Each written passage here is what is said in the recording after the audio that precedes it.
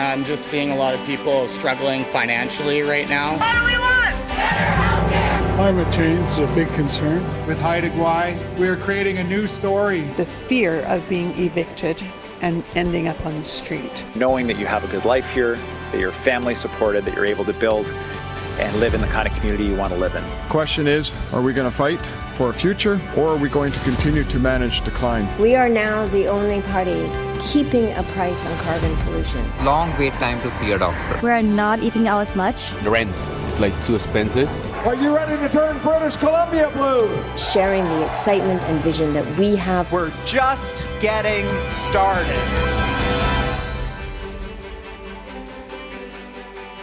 Good evening, British Columbia. Welcome to the only televised and multi-platform leaders debate of this 2024 provincial election campaign.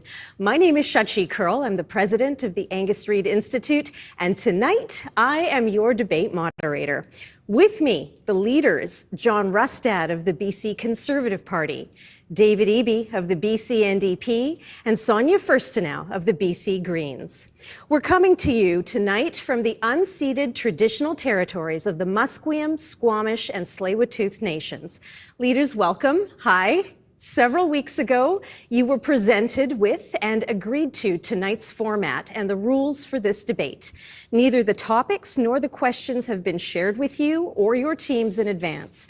Tonight, you will be facing individual questions. You'll also have the opportunity to engage with one another during periods of open debate. And just before we begin, a few words from me to you. Please remember your audience this evening. It is the people of British Columbia, many of whom are engaging for the first time tonight by watching and listening to you. Let's give them a vigorous but respectful debate, one that everyone can hear and understand.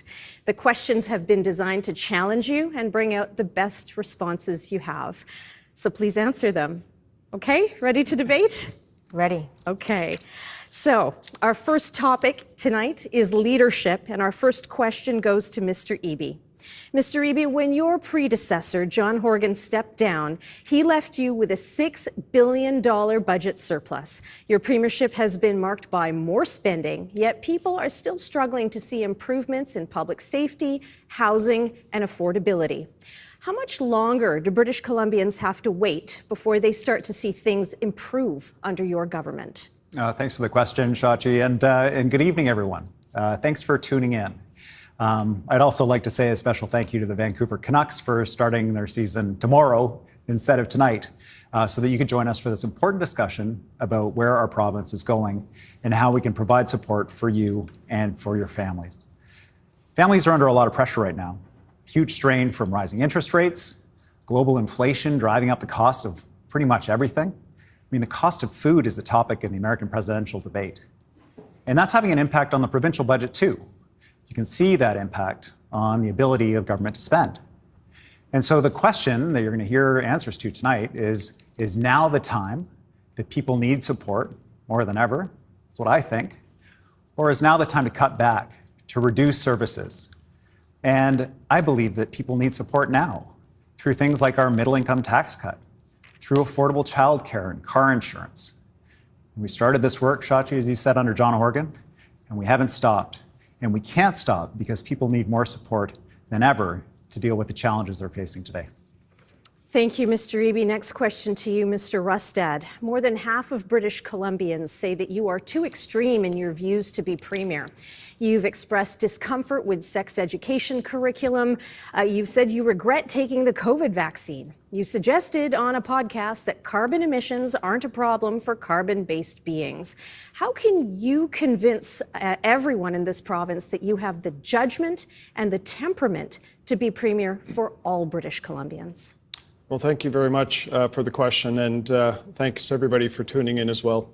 I think it's important to think about where we are as a province with what's going on. There are many things that people are concerned about in BC. There's many things that have been said about me as a leader. And I can tell you something, as the Conservative Party of British Columbia, we are laser focused on the people of this province. 1 in 3 people are thinking about leaving this province. 1 in 2 youth can't see a future by staying in British Columbia. This, to me, is what needs to change. As a government, a Conservative Party will make sure that we're laser focused on people, on making sure that we meet their needs. There are many issues that people raise, but I tell you, when I go across this province, whether it's in Vancouver Island, or whether it's the Lower Mainland, or whether it's the North or the Okanagan, it's the same issue. People are struggling to put food on the table. That's why we come forward with cutting the carbon tax. That'll save $1,200 per family in a year. That's why we've put forward the Rustad rebate to reduce the burden of whether you're renting or paying a mortgage, which is $3,000 per year that will be savings. $1,800. That'll be $3,000. It's a significant amount of money to be able to help people in this province. Thank you, Mr. Rustad. To you now, Ms. Furstenau. The size of your caucus in the legislature is down to just two, yourself and Adam Olsen, who's chosen not to run again. Your former leader, Andrew Weaver, is endorsing the Conservatives this time. Why would voters consider the Green Party?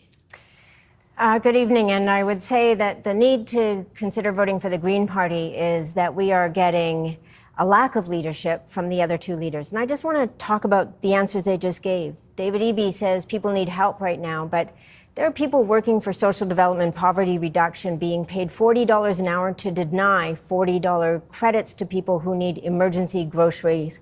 When John Rustad says he's laser focused on the people, I wonder which people he's talking about, because it's certainly not people who are struggling. It's certainly not people who can't pay the rent. It's certainly not people who need help when it comes to mental health and health care. What these two are offering is either more of the same or back to the past with John Rustad, who's been in the legislature since 2005, who is part of the government that cut services, that cut funding to education, that took away the help and supports that people need, so that we find ourselves now 23 years downstream from a BC Liberal government and 7 years downstream from an NDP government that hasn't been willing to do enough to change things. That's why we need Greens in the legislature. Thank you. And now a question to all of you. Recent polling indicates that none of you have a clear lead in the public's hearts. Over the last week, British Columbians' views of you have worsened more than they've improved over the last few weeks. To the undecided voter, how do each of you differentiate yourselves from one another? Each of you will answer this question, leaders. We're going to start with you, Ms. Furstenau, then Mr. Rustad, then Mr. Eby. The way we differentiate ourselves is that we focus on a future that BC could have. We focus on recognizing what's gotten us here, understanding the complex problems we face, the serious problems we face with affordability, with climate change, with lack of health care. And then we propose solutions that are actually going to get us out of these crises. We cannot pretend that climate change isn't real. We cannot pretend that climate change is real and the solution is to build more fossil fuel infrastructure. We have to focus on recognizing that to serve the people of BC, to serve the future of this province, we need politicians who take the role seriously and who move beyond slogans and telling us what we want to hear, and recognize that we need a plan for the future. We are the only party that has a serious platform that is costed and that focuses on getting us to a much better place in this province. Thank you. To you, Mr. Rustad. Thank you very much. And when I look at what's going on in British Columbia today, there are people dying on the streets. There are people dying on the streets, whether it's from crime or whether it's drugs. I was on my way over here, and at the corner of Robson and Hornby, there's an individual who died. And there was emergency people rushing. This person died from an overdose. This is the British Columbia that David Eby has created. Tent cities are growing all over the place. We have a crisis in healthcare. We've got a crisis in affordability. We've got a crisis in housing. What we need is a common sense plan that is going to be able to deliver for people in this province. British Columbia has all the potential you could ever want. We have all the resources that we could ever want. We've got a well-trained, well-educated population, but we're hopelessly managed. What's needed in British Columbia is a government that will tackle these issues, that will make sure we get government out of the way, and that we make sure that people can once again be proud to be British Columbia and to be able to build a future here. Thank you, Mr. Rustad. Mr. Eby. Thanks. There are huge challenges in our province, and they're not unique to our province, whether it's the cost of living, challenges around getting the doctors and nurses that we need to ensure our healthcare system delivers care for you and your family when and where you need it, the issue of affordable housing. These are critical challenges. and we can solve these problems. In fact, we're starting to turn the corner on some of them. For example, we connected 250,000 people to a family doctor in the last year. We're going to connect another 160,000 in the next 6 months. Well, every British Columbian who wants a family doctor will be able to have one by the end of 2025 at the pace we're going right now. What you hear from John Rustad, conspiracy theories, division, cuts, it's not going to solve the problems that we face. We got to take these problems head on, and we've got to do so much more. And we can solve these problems together. Thank you, Mr. Eby. So now it's time for you leaders to debate, and here's how this is supposed to work. Everyone's microphones will be on. What I would ask is that you allow each other to finish at least a first thought for the first person who starts, because somebody's got to start, and then the rest of you can jump in. So, Mr. Rustad, you're going to open this debate section. How do you respond to what you've heard so far from Mr. Eby and Ms. Firstenow? Well, clearly, when I think about British Columbia, and I think about the fact that 1 in 2 youth are thinking about leaving British Columbia, that to me is a failure of leadership. It's weak leadership in British Columbia. People should be able to hope and build a dream here. Today in British Columbia, there is close to half the people that have passed because of an overdose in Canada, right here in British Columbia. It is failures of government policy. We need to make sure that we can build hope for people. We need to make sure that we can unleash our resources and our economy so that people can build that hope and build that future. It really is astonishing to hear John Rustad always talk about how many young people want to leave BC, but never talk about investing in young people, never talk about investing in education, never talk about investing in making sure there's enough psychologists and counselors in our schools, never talk about ensuring that university and post-secondary are affordable for people, and never talk about how we're really going to make sure that housing is affordable in this province, which is to get non-market housing in, to put vacancy control in place, and to stop real estate investment trusts from driving up housing prices and rents in this province. He never talks about solutions. He talks about all the problems, and he consistently focuses on what's negative. I feel like I live in a different place from John Rustad. His vision of BC is one that is dark and gloomy. We need a vision of hope. If we want young people to stay here, we have to give them a reason to stay. Shachi, we need hope and a plan. And that's what we're delivering for young people. Now, John Rustad's, he talked about his Rustad rebate. I call it the Rustad long wait.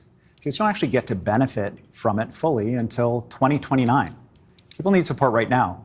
It also excludes young people. If you're working and you're living with parents, if you're in a multi-generational home, you don't benefit at all from his plan. Who benefits the most? If you own a penthouse in downtown Vancouver, you benefit the most from his tax cut. But if you're sharing a home, you don't. Dave says that doesn't make any sense. No interest in young people need support. And, you know, John Rustad's housing plan. The Globe and Mail says it's not going to build a single unit of housing. He himself says it's not the Premier's job to ensure affordable housing. Well, that's exactly what got us into this mess. But if we were in government, you didn't think it was your job. If we were concerned about that wealth, we would be taxing that wealth. There's no plan in the NDP platform. There's no Conservative platform so far. But if we were concerned about that enormous accumulation of wealth, if we were concerned about the growing inequality and the growing poverty, we would be looking at ways to actually tax some of that wealth. We have that in our platform. Silence from the NDP. So look, silence from the Conservatives. What the NDP have just said and what David Eby just said. David Eby actually said the private sector has no place in housing, and that's just wrong. Did I say that? Yes, you did, Mr. Eby. The reality as well is this. We are going to cut the carbon tax by getting rid of the carbon taxes in British Columbia. That will save $1,200 for a family today. And yet David Eby, he wants to actually double the carbon tax in his next term. That is what he has said he will do.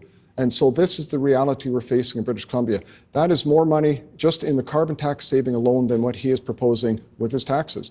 And for him to come out and say that $900 right away for the Rustad rebate in terms of the rent and in terms of mortgages, those are people, hardworking people in British Columbia that will get that benefit right away. And I wish we could bring the whole thing in, except that the fiscal mismanagement and a $14 billion deficit being proposed by David Eby will take away the future of people. Mr. Eby, you seem to want to respond. Well, I don't even know where to start here, Shachi. John Rustad can't get rid of the carbon tax because of the federal backstop.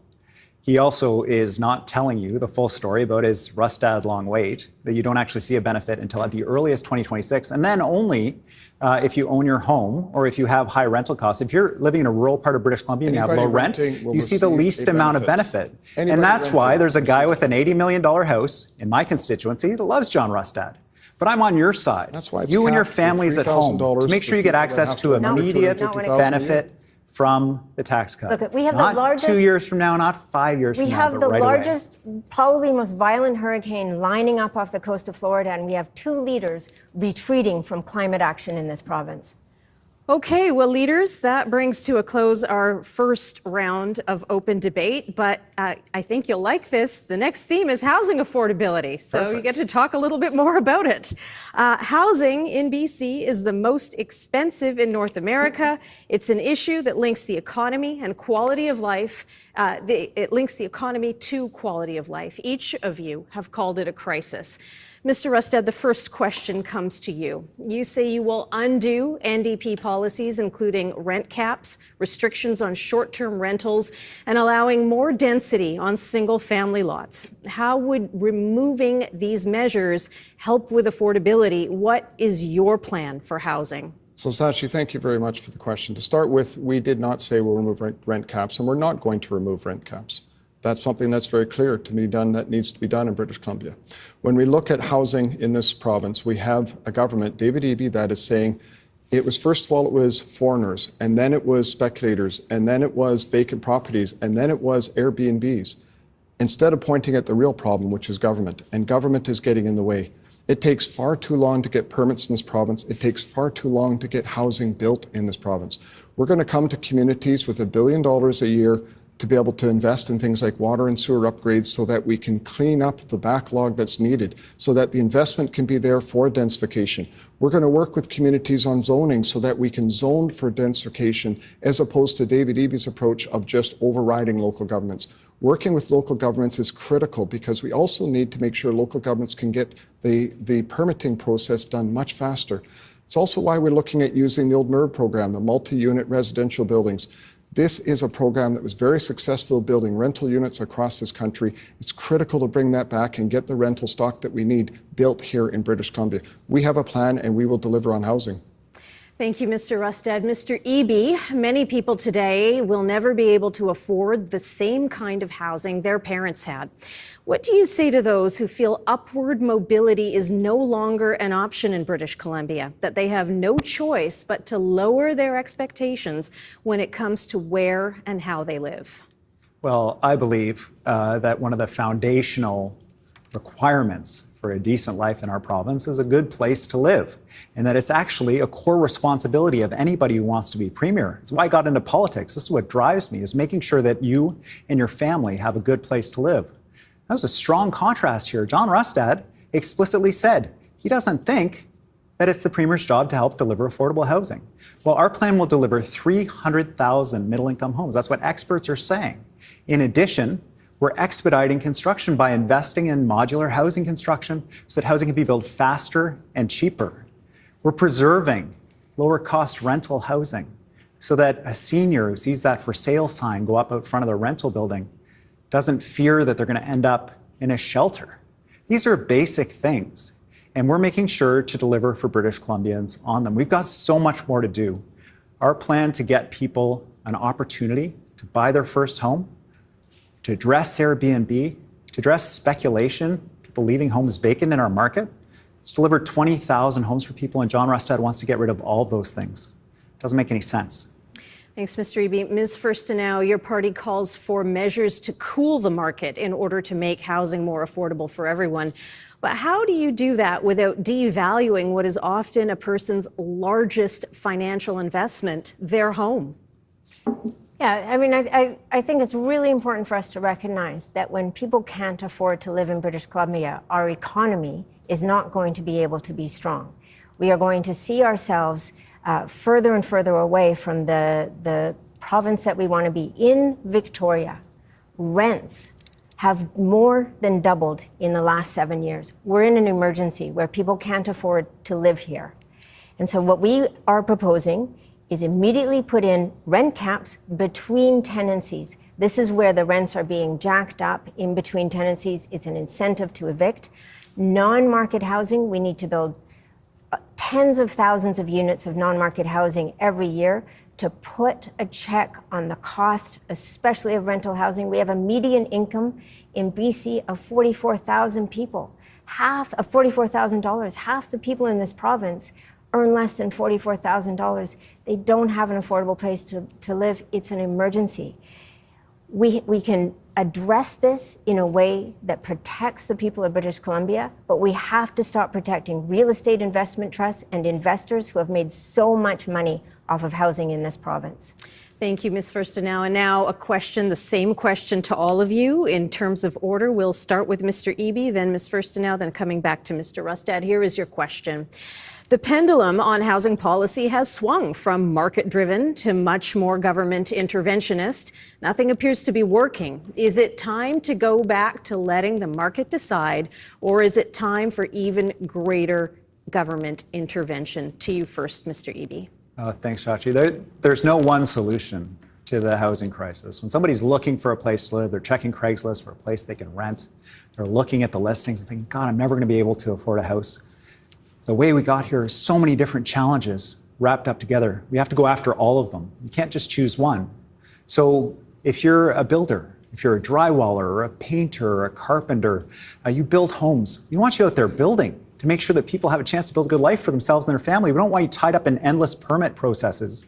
John Rustad's advocating. Let's get building those homes, those 300,000 middle-income homes. Sonia's right. We need to lean on the nonprofit sector. We need to have non-market housing.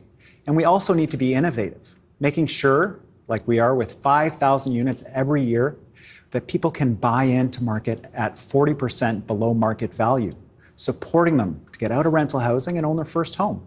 We've got to do all the things to support British Columbians. Ms. Furstenau. Neither of these other leaders want to talk about the role that financialized investors, real estate investment trusts, are playing in BC. In 20 years, 59% of rental housing was purchased by real estate investment trusts. We have global capital coming to BC, buying up housing, and it is not being used to ensure that people have a place to live. It's being used to ensure that shareholders get their profits delivered. It's something I've been asking David Eby about since 2018, when he was Minister of Housing, when he was Attorney General. What is the province going to do to put protections around the people, as opposed to letting these investment bodies turn our housing into a commodity and use it entirely for shipping profits to shareholders, who most of whom aren't even part of BC? Thank you, Mr. Rustad. Thank you. I want to start off by saying is 1 in 2 youth are thinking about leaving British Columbia because they can't afford to live here and they've got no hope to buy a house. I love my wife. I love my nieces and nephews. I miss the fact that I wasn't able to have children. But I think any parent would want to do everything they can to make sure that there's an opportunity for their kids to be able to build a future here in British Columbia. And I will ask you this, in 7 years of NDP government, has anything been better? Is housing improved? Housing has been in a crisis. We've seen a 30% decline just this year on housing starts. When I talk to people, there are tens of thousands of housing units that have started and are now defunct, that are not going ahead in British Columbia. This is failure of policy. This is why the Conservatives have a common sense plan to unleash the potential of the private sector to build that housing, to build those rental units, to make sure that people can have a home here, to make sure that our kids can stay here in British Columbia. Thank you, Mr. Rustad. Now time for more open debate, and we will begin this time with you, Ms. Furstenau. John loves to talk about unleashing the private sector, which is what the BC Liberals did when he was in power, when he was part of that government in the 2000s. Unleashing the private sector means more profits for the private sector and more lack of affordability for the people in BC. John doesn't want to just unleash the private sector more in housing, which has gotten us to exactly where we are today, a housing market that is entirely run by the private sector. He wants to unleash the private sector in healthcare. He wants to put that profit margin on top of healthcare delivery. And we see what that has done in Alberta, where wait times for surgeries have gone up and numbers of surgeries have gone down and the costs have gone up. That's what unleashing the private sector looks like. That's what John Rustad wants to do. So thank you. And when I look at unleashing the private sector, there's no question in my mind. You look at the housing in British Columbia, it was built by the private sector. The private sector has to play an important role. And it's not big companies, it's mom and pop, whether they're investing in a second home or whether they're building an extra unit. It is small business, it's small companies, it is large companies. We need the full mix in British Columbia. And the reality is, when I talk to people that want to build homes in this province, they say it takes too long. It takes 4 to 7 years or longer. So then, John, why are you putting more red tape in their way? Why are you trying to undo? We need to get government out of the way and make sure that we can unleash it. And this is why we have to work with municipalities, not run roughshod over them or bully them. We need to work with municipalities to get the permitting process cleaned up. You know, in Vancouver, if I could just add one quick point. We need the housing now. In Vancouver, they have 274 bylaws associated with housing, and over 70 people have to touch a project. It's no wonder it takes years, if not a decade, to get housing projects built. Okay, I think Mr. Eby wants to respond. Thanks. I met Andrew, who moved into a rental place that he could afford, was close to work. It used to be an Airbnb. And when we brought in our Airbnb rules, the owner converted it to long-term rental. It was him plus 2 other people moved into long-term rentals. When we brought in the speculation and vacancy tax to deal with vacant homes, people buying homes, just leaving them empty, condos and whole houses, 20,000 British Columbians moved in and started renting those homes. These initiatives work. And housing is hard right now. It's hard for people. We got to do so much more. But can you imagine how much harder it'll be in a world where there's no restriction on Airbnb rentals, where there's no speculation and vacancy tax? John Rustad's committed. He spoke against it since 2018. That's simply not true. And the speculators and the investors love his plans. Mr. Eby, but I'm on the side of you and your family. It's simply not true. The reality is Airbnbs are licensed by municipalities. Airbnbs are zoned by municipalities. They just go up anywhere. This is something that's within local governments. But once again, David Eby's approach is just to be an authoritarian.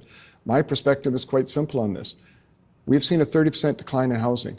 This year, it's anticipated there'll be less than 17,000 housing starts in British Columbia. We need to be seeing 30, 40, or 50,000 housing starts. But John, why didn't you do that in the 16 years you were in government? We wouldn't be in this mess. In 2017, they promised 114,000 homes, and what did they build? I think about 14,000. Now he's promising 300,000. You cannot trust David Eby to be able to deliver these numbers because he is too comfortable with it's bidding.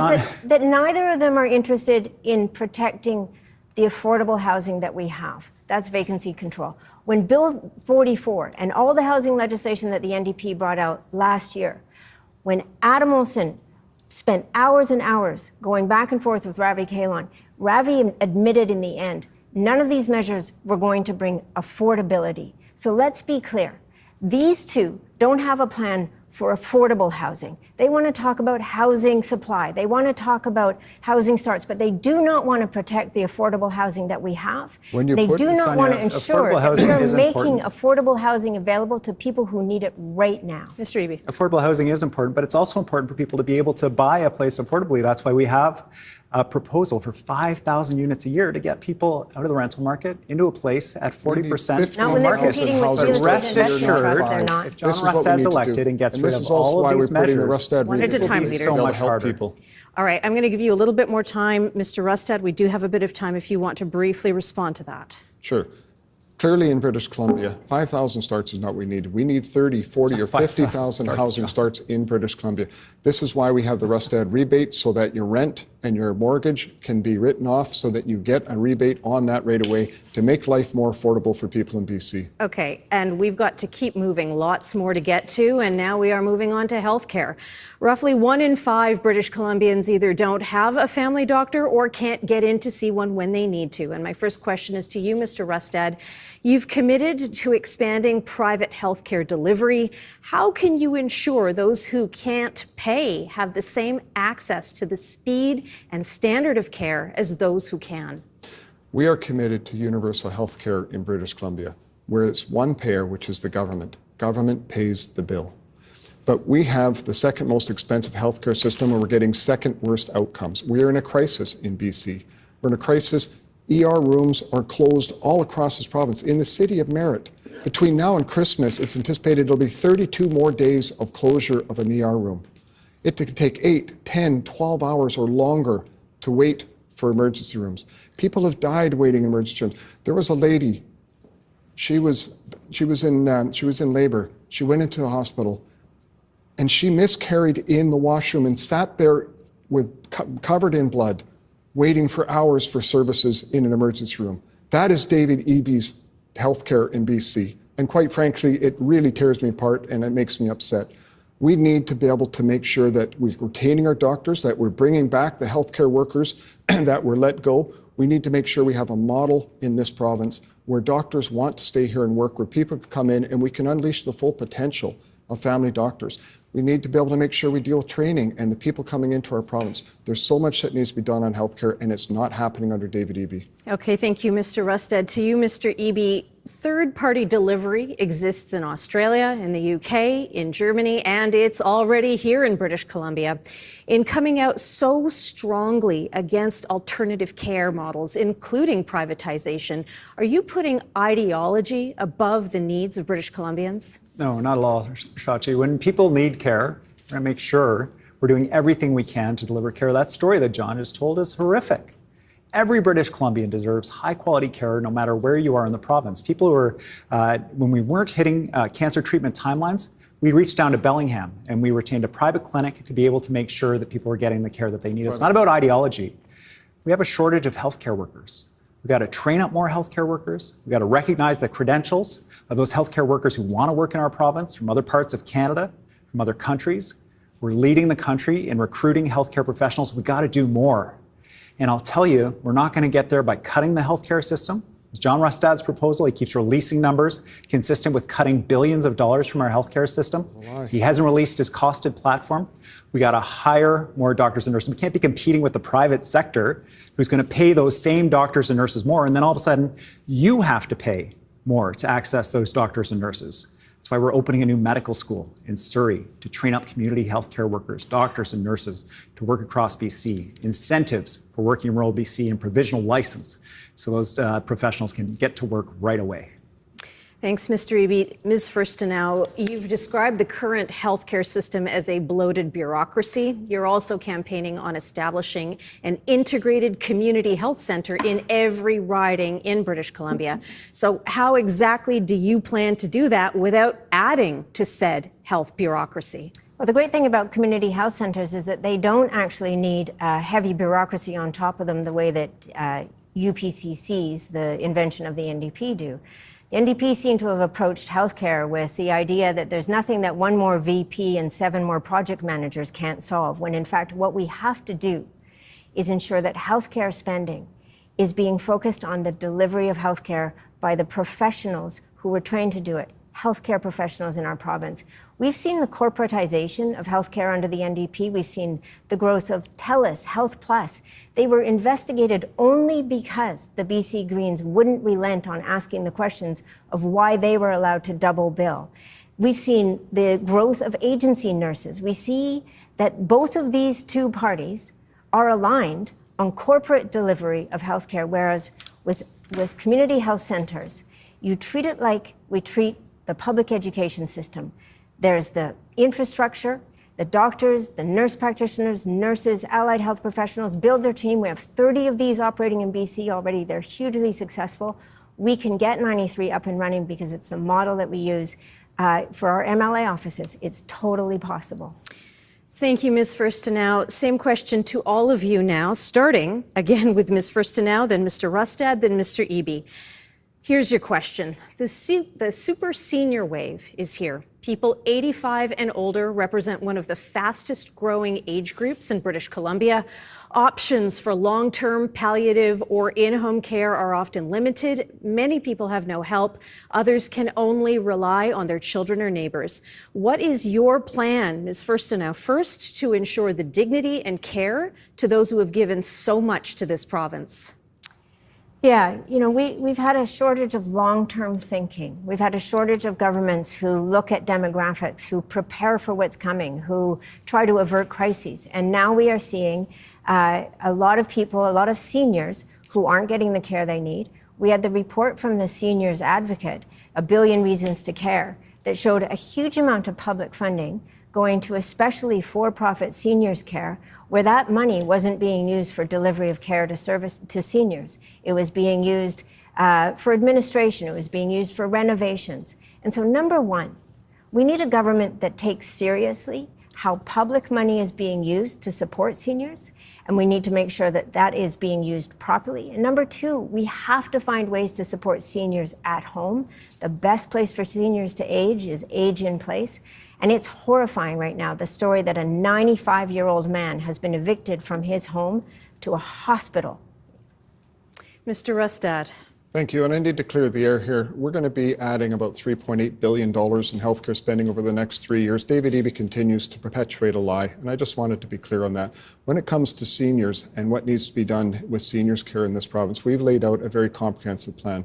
Everything from building more long-term care facilities in this province, a commitment of 5,000 new beds, but more than that, we need to work with seniors and we need to work with families to be able to support them at home. That's why we're going to create tax credits that are available. We're going to expand services at home.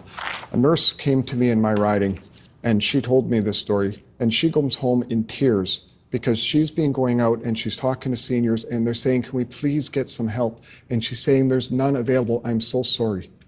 That is wrong. Seniors need to be treated with respect. We need to work to be able to support them at home because we know that's where the best outcomes are. There's much more we need to do. We're expanding the SAFER program, shelter aid for elderly residents. There's a lot more that can be done and that we have a plan to be able to deliver. Mr. Eby. Well, you know, it's hard to listen to John Rustad. He was in government for 16 years, and seniors who lived in long-term care homes didn't get a bath once a week. The vast majority of long-term care homes didn't meet even minimum provincial standards for care and dignity. And now he says, oh, if you send me back, I'm going to be different this time. I'm not going to cut the healthcare system. I'm not going to fire the workers who care for the seniors. The largest firing of healthcare workers happened when John Rustad was in government, and he voted for it against seniors. You deserve care at home for as long as you can be at home. That's why we've expanded home care. Our Hospital at Home program means you can get hospital-like care at home in BC, the first time in our province. And we've got a lot more to do, but we're meeting standards for seniors in long-term care, and we're going to keep doing that, something John Rustad never did. So we're throwing to open debate. We're starting with Mr. Rustad. Do you want to respond to what Mr. Eby just said? I mean, first of all, what David Eby just said is not true. 90% of care homes didn't meet standards, And John. I can tell you something. The care homes that were built and that were renovated in British Columbia were renovated to the standards of the day. They were good quality facilities that were built. But here's the real key in my mind. For other people, when you look forward at what needs to happen going forward, David Eby cannot defend the record that he has and the damage that is being done in BC, especially for seniors. Seniors need that respect and care. They can't get a doctor. When an emergency room's closed, does a senior have to go an hour and a half, 2.5 hours down the road for the next one? And that is David Eby's record. We need to make sure that those services are there and available. We also need to make sure that we're coming into their homes, providing support, and working with families to make sure that support's there. Do you want to respond to that? Yeah, when we were all rolling up our sleeves to get vaccines to protect vulnerable seniors from COVID-19, when Bonnie Henry was working night and day to keep us safe during the pandemic, you know, John Rustad and his candidates were providing donations to people who were protesting outside of hospitals, anti-vax convoy members. He's still an anti-vaxxer. He appeared in front of a group of people that called the so-called, you called it the so-called COVID vaccine. You said you wish you'd never been vaccinated. That's just not true. And then when someone said, do you think that public health professionals should be tried like Nazi war criminals? You said, well, we wouldn't do that in BC, but we would support an international effort to do that, John. It's embarrassing. You know, I wouldn't fire Bonnie Henry. I'm trying to hire you and your family a family doctor. We've connected 250,000 people to family doctors. We've got so much more to do. But if you think that we'll be safer in our province with someone who doesn't believe that vaccines work in charge of things? Thank you very much, Shachi. The reality is I'm triple vaccinated. The reality is in British Columbia, I also promoted and supported people getting vaccines, especially for seniors in our communities. I was supportive of that. However, I am not anti-vax. I am anti-mandate. I believe that people should have choice. It shouldn't be thrust upon them and forced upon them or coerced to be able to take a vaccine. You never know which John Rustad's going to show up. When he's talking to supporters, Mr. he Eby, says, I regret getting the vaccine tonight. Now he's proud to be I'll explain that to you if you like. You never know who you're going to talk to. I don't expect that these two are door knocking, but I am. And I'm talking to a lot of seniors in Victoria. And what I hear from seniors are the concerns that they have around losing their affordable housing. That is the number one concern I've heard from seniors. And then I hear from seniors who don't have access to primary care. And what these two are not focused on is protecting that affordable housing, protecting that right to live and age in place that seniors want to have after having contributed to our society, paid their taxes their whole life. They want a government that is going to have their back. And that's not what they feel right now. And then they want to make sure that they do have primary care. And what has not happened under the NDP is the solutions to the primary care crisis. UPCCs are twice as expensive as meeting a family doctor, and they do not work to solve this crisis. There's one really important factor. They'll keep talking about, we're going to get more doctors, we're going to train more doctors. BC has more family doctors per capita than the rest of the country. They're just not willing to work in this broken system. We want to make a primary public healthcare system that doctors want to work in, that healthcare professionals want to work in, and that will serve the people of BC. There's a great desire for both these leaders to come back in. It's clear in my mind that keeping seniors at home as best we can and support them is the right thing to do. In 2022, I lost my father, I lost my father-in-law, and I lost my mother in that year. But we were able to keep them in their home right to the end because we were able to support with family. There was not the level of care, unfortunately, for many, many seniors that are out there to be able to do that. And we know that when seniors can stay in their home, their quality of life is much better. And for me, we were able to provide that quality of life for my parents. But I know many families can't. And that's where we need to be able to make sure we're supporting those families to be able to stay in their homes. Okay, I'm going to allow you to come back in, Mr. Eby, and I'll give you a little bit more time. Thanks. These are huge challenges that we face in our healthcare system. You know, when John Rustad was in government in 2010, they said, we're going to make sure everyone gets a GP. A GP for me, the program, they called it. 5 years later, fewer people had a family doctor than when the program started. We're actually making progress on getting people family doctors. We're supporting you and your family. And we believe in the science of things like vaccines. We don't have a candidate that says the vaccines give you AIDS. We don't support anti-vax convoy members.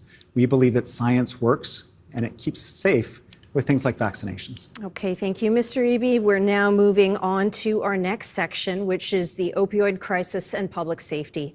It has been the better part of a decade since BC first declared a public health emergency over drug-related deaths. Since then, more than 15,000 people have died, and on average, between 6 and 7 people die every day.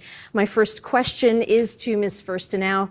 Ms. Furstenau, you plan to continue safe supply. You talk about prevention and reducing stigma, but how do you tell people, especially young people, about the risks of using hard drugs while simultaneously trying to destigmatize? Yeah, it's really important that young people get good information, they get reliable information. We've seen in programs in the United States, in middle schools, in high schools, where when young people get the information that gives them everything they need to know about the risks and dangers, especially of opioids and hard drugs, there's a 66% decline in use amongst young people. That's what we should be aiming for. The other thing that young people need, and I had a friend of mine who's 18 reading me some statistics this afternoon saying that girls are saying that their mental health is worse than it's ever been. We need counselors in schools. We need enough EAs in schools. Kids need to feel supported in their schools. Prevention is critical. But it's interesting that David Eby says he listens to Bonnie Henry when it comes to COVID and when it comes to that public health emergency. But he rejects her advice when it comes to this public health emergency that has claimed 15,000 people's lives. There needs to be a regulated pharmaceutical alternative to the toxic drugs that are being distributed by organized crime in our streets. And that's the advice from the provincial health officer to this government. Okay, that's time. Thank you, Ms. First. Now to you, Mr. Rustad. As you know, homelessness and addiction often go hand in hand. You say you'll clear tent encampments. You say you won't hesitate to close overdose prevention sites. Instead, you're focusing on drug-free housing, which currently does not exist at the scale you would need. Won't your policies simply drive more vulnerable people into the streets?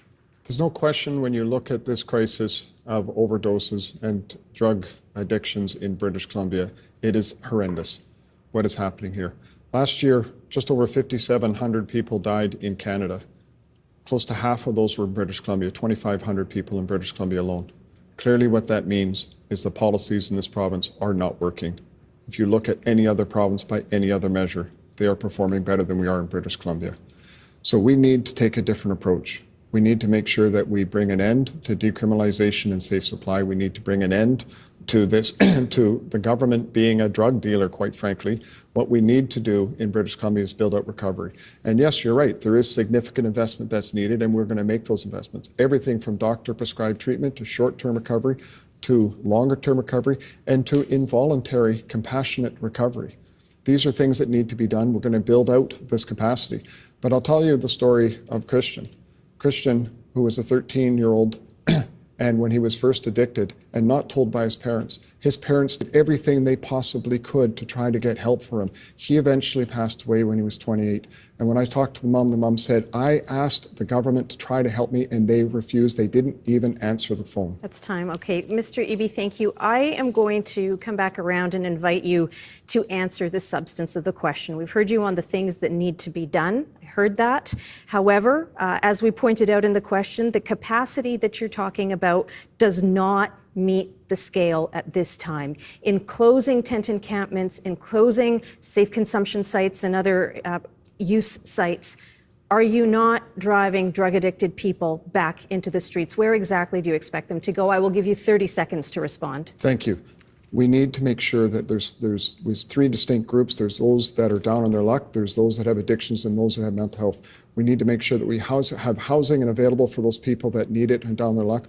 When we have people with addiction, we need to make sure that we deal with detox, get them into a place where we can put them in housing for recovery and make sure we have that. It needs to be built out. And of course, with mental health, we have to make sure those supports are there. And I'm sure we'll have an opportunity to talk more about that in the future. Okay, thank you. Mr. Eby, in the 7 years your government has been in power, people around British Columbia have seen their communities scarred by the toxic drug and mental health crises.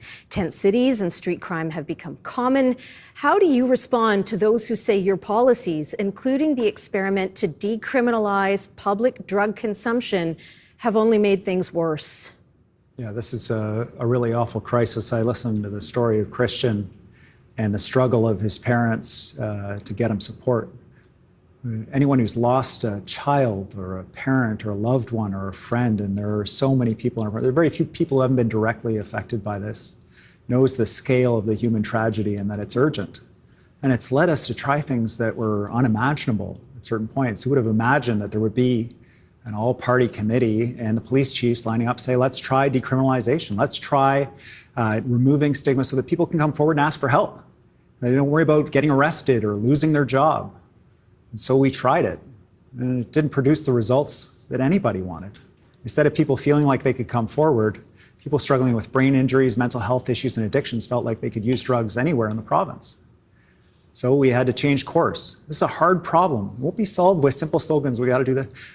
We actually need to take on this problem head on.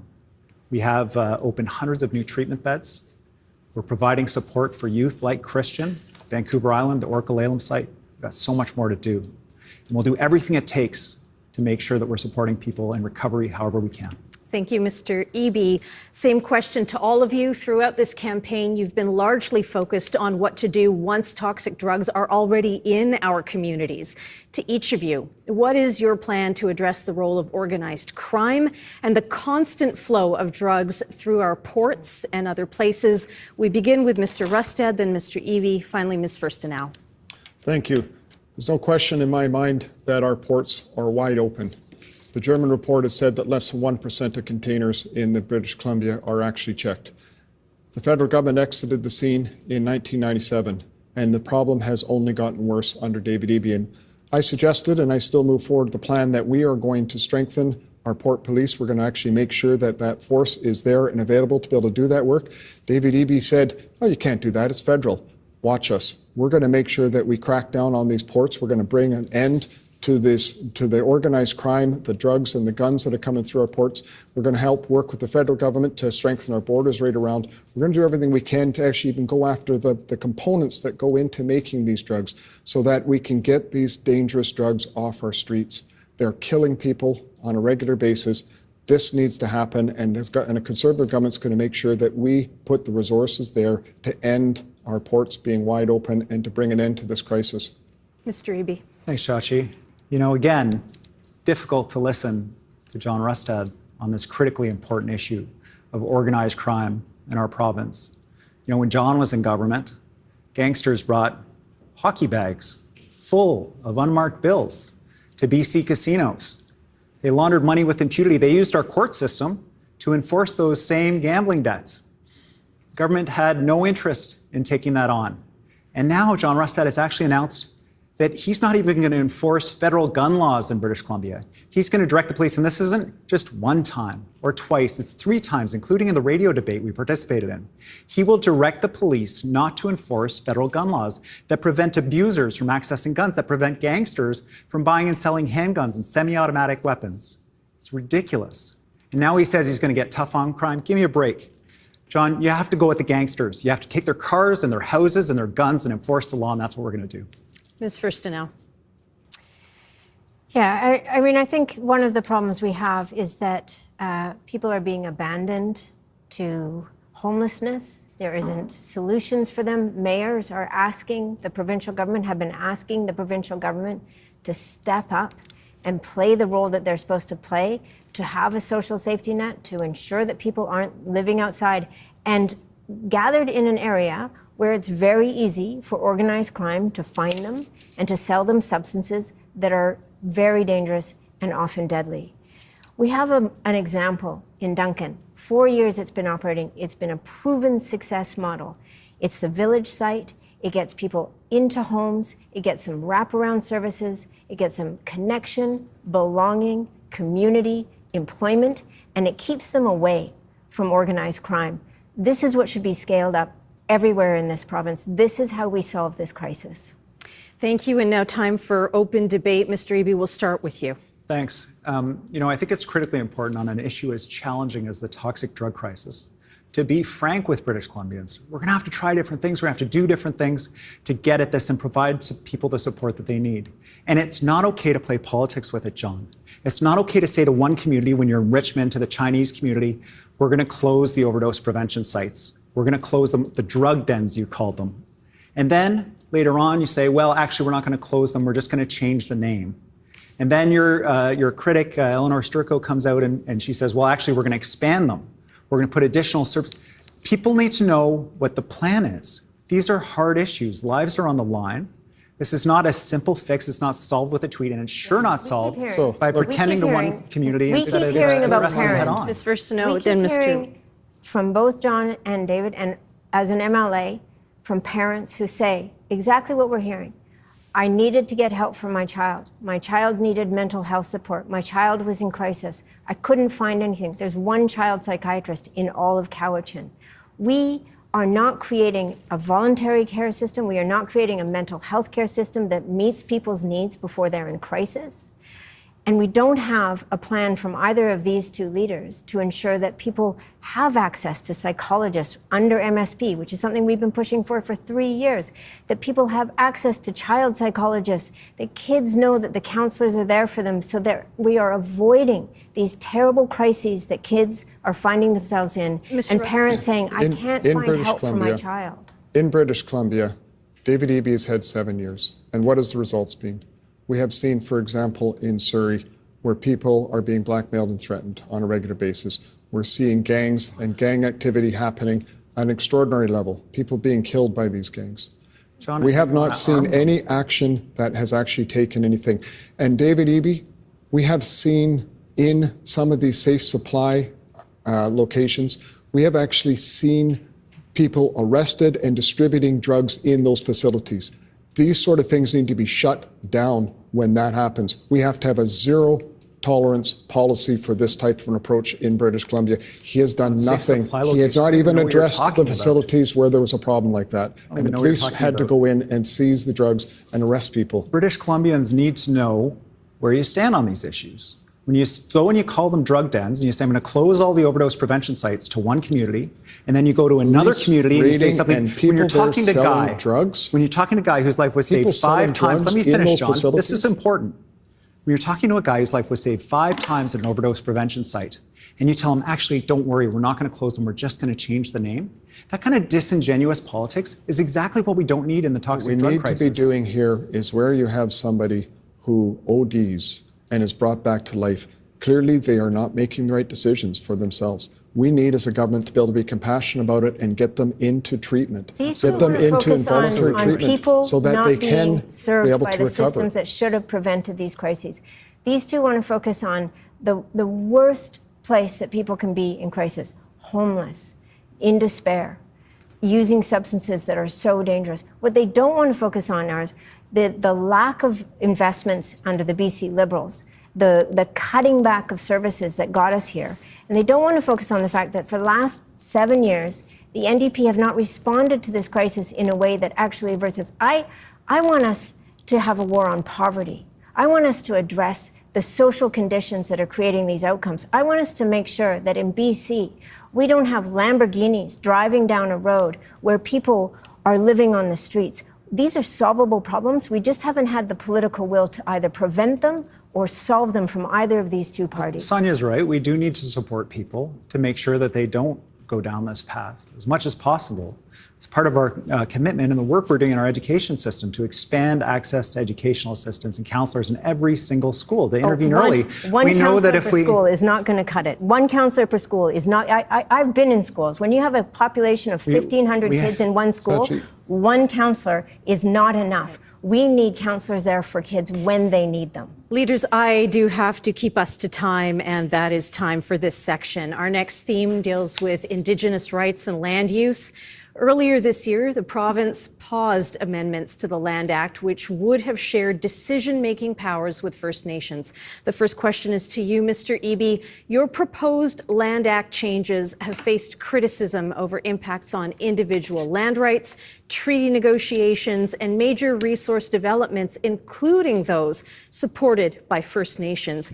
If you win this election, will you again attempt to amend the Land Act? No, we won't, Sonia. And the reason is that we need to make sure that we have the confidence of British Columbians in doing this critically important work. You can't spend a bunch of money on lawyers fighting Indigenous people in court all the way through to the Supreme Court of Canada and back and forth. We're not ending up any further ahead. It brings uncertainty, it brings a loss of investment, and it brings a lack of improvement in conditions for First Nations people in the province. We've got to work in partnership.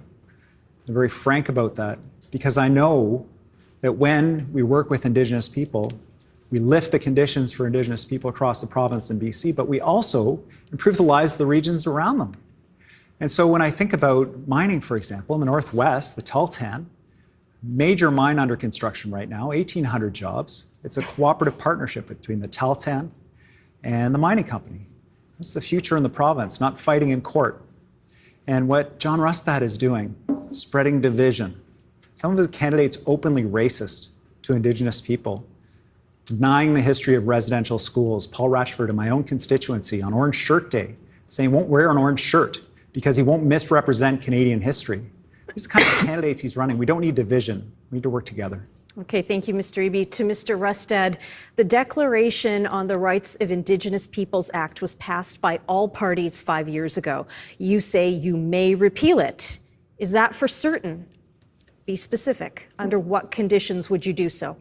Thank you, Shachi. When we look at British Columbia and we look at First Nations in British Columbia, they've been held back economically for far too long. We need to be able to unleash their potential. We need to make sure that they can fully participate in the economy. We make sure that economic reconciliation can be a reality. And I've witnessed this firsthand as I signed 435 agreements with First Nations. I witnessed this firsthand when I see the difference it makes to people on the ground and to what's going on in our province. And so my perspective on this, and our Conservative Party looks at British Columbia, working with First Nations, lifting them up, making sure that we can help fulfill those opportunities for them. And when there is legislation in place that creates friction between Indigenous and non-Indigenous people, I think that's wrong. That is not reconciliation. So we need to be able to move beyond that. When you look at the debate in the UN on the United Declaration of the Rights of Indigenous People, we want to bring that to life in terms of how we work with First Nations. You look at the debate, you look at the intention, that's how we will utilize UNDRIP in British Columbia. DRIPper legislation, the Declaration of the Rights of Indigenous People Act, has caused friction in this province, and it needs to be replaced with what makes sense so that we are not creating the divisions amongst people, but instead we're making sure that both Indigenous and non-Indigenous life have the opportunity to be able to fully participate and benefit from a growing and expanding economy. Thank you, Mr. Rustad. To Ms. Firstenow, your platform says Indigenous governments have decision-making authority over their lands. But how do you reconcile this when economically independent First Nations who want to log old-growth forests or they want to support pipeline projects? Yeah, well, for so long in this province, these are the only options that have been given to First Nations, and the kind of economic reconciliation that John Rustad is talking about are the benefits agreements that he entered into with First Nations that were colonial and paternalistic, that identified how the money could be spent if those proceeds went to First Nations, that ensured that First Nations couldn't criticize a project, that ensured that the people of those nations couldn't speak out.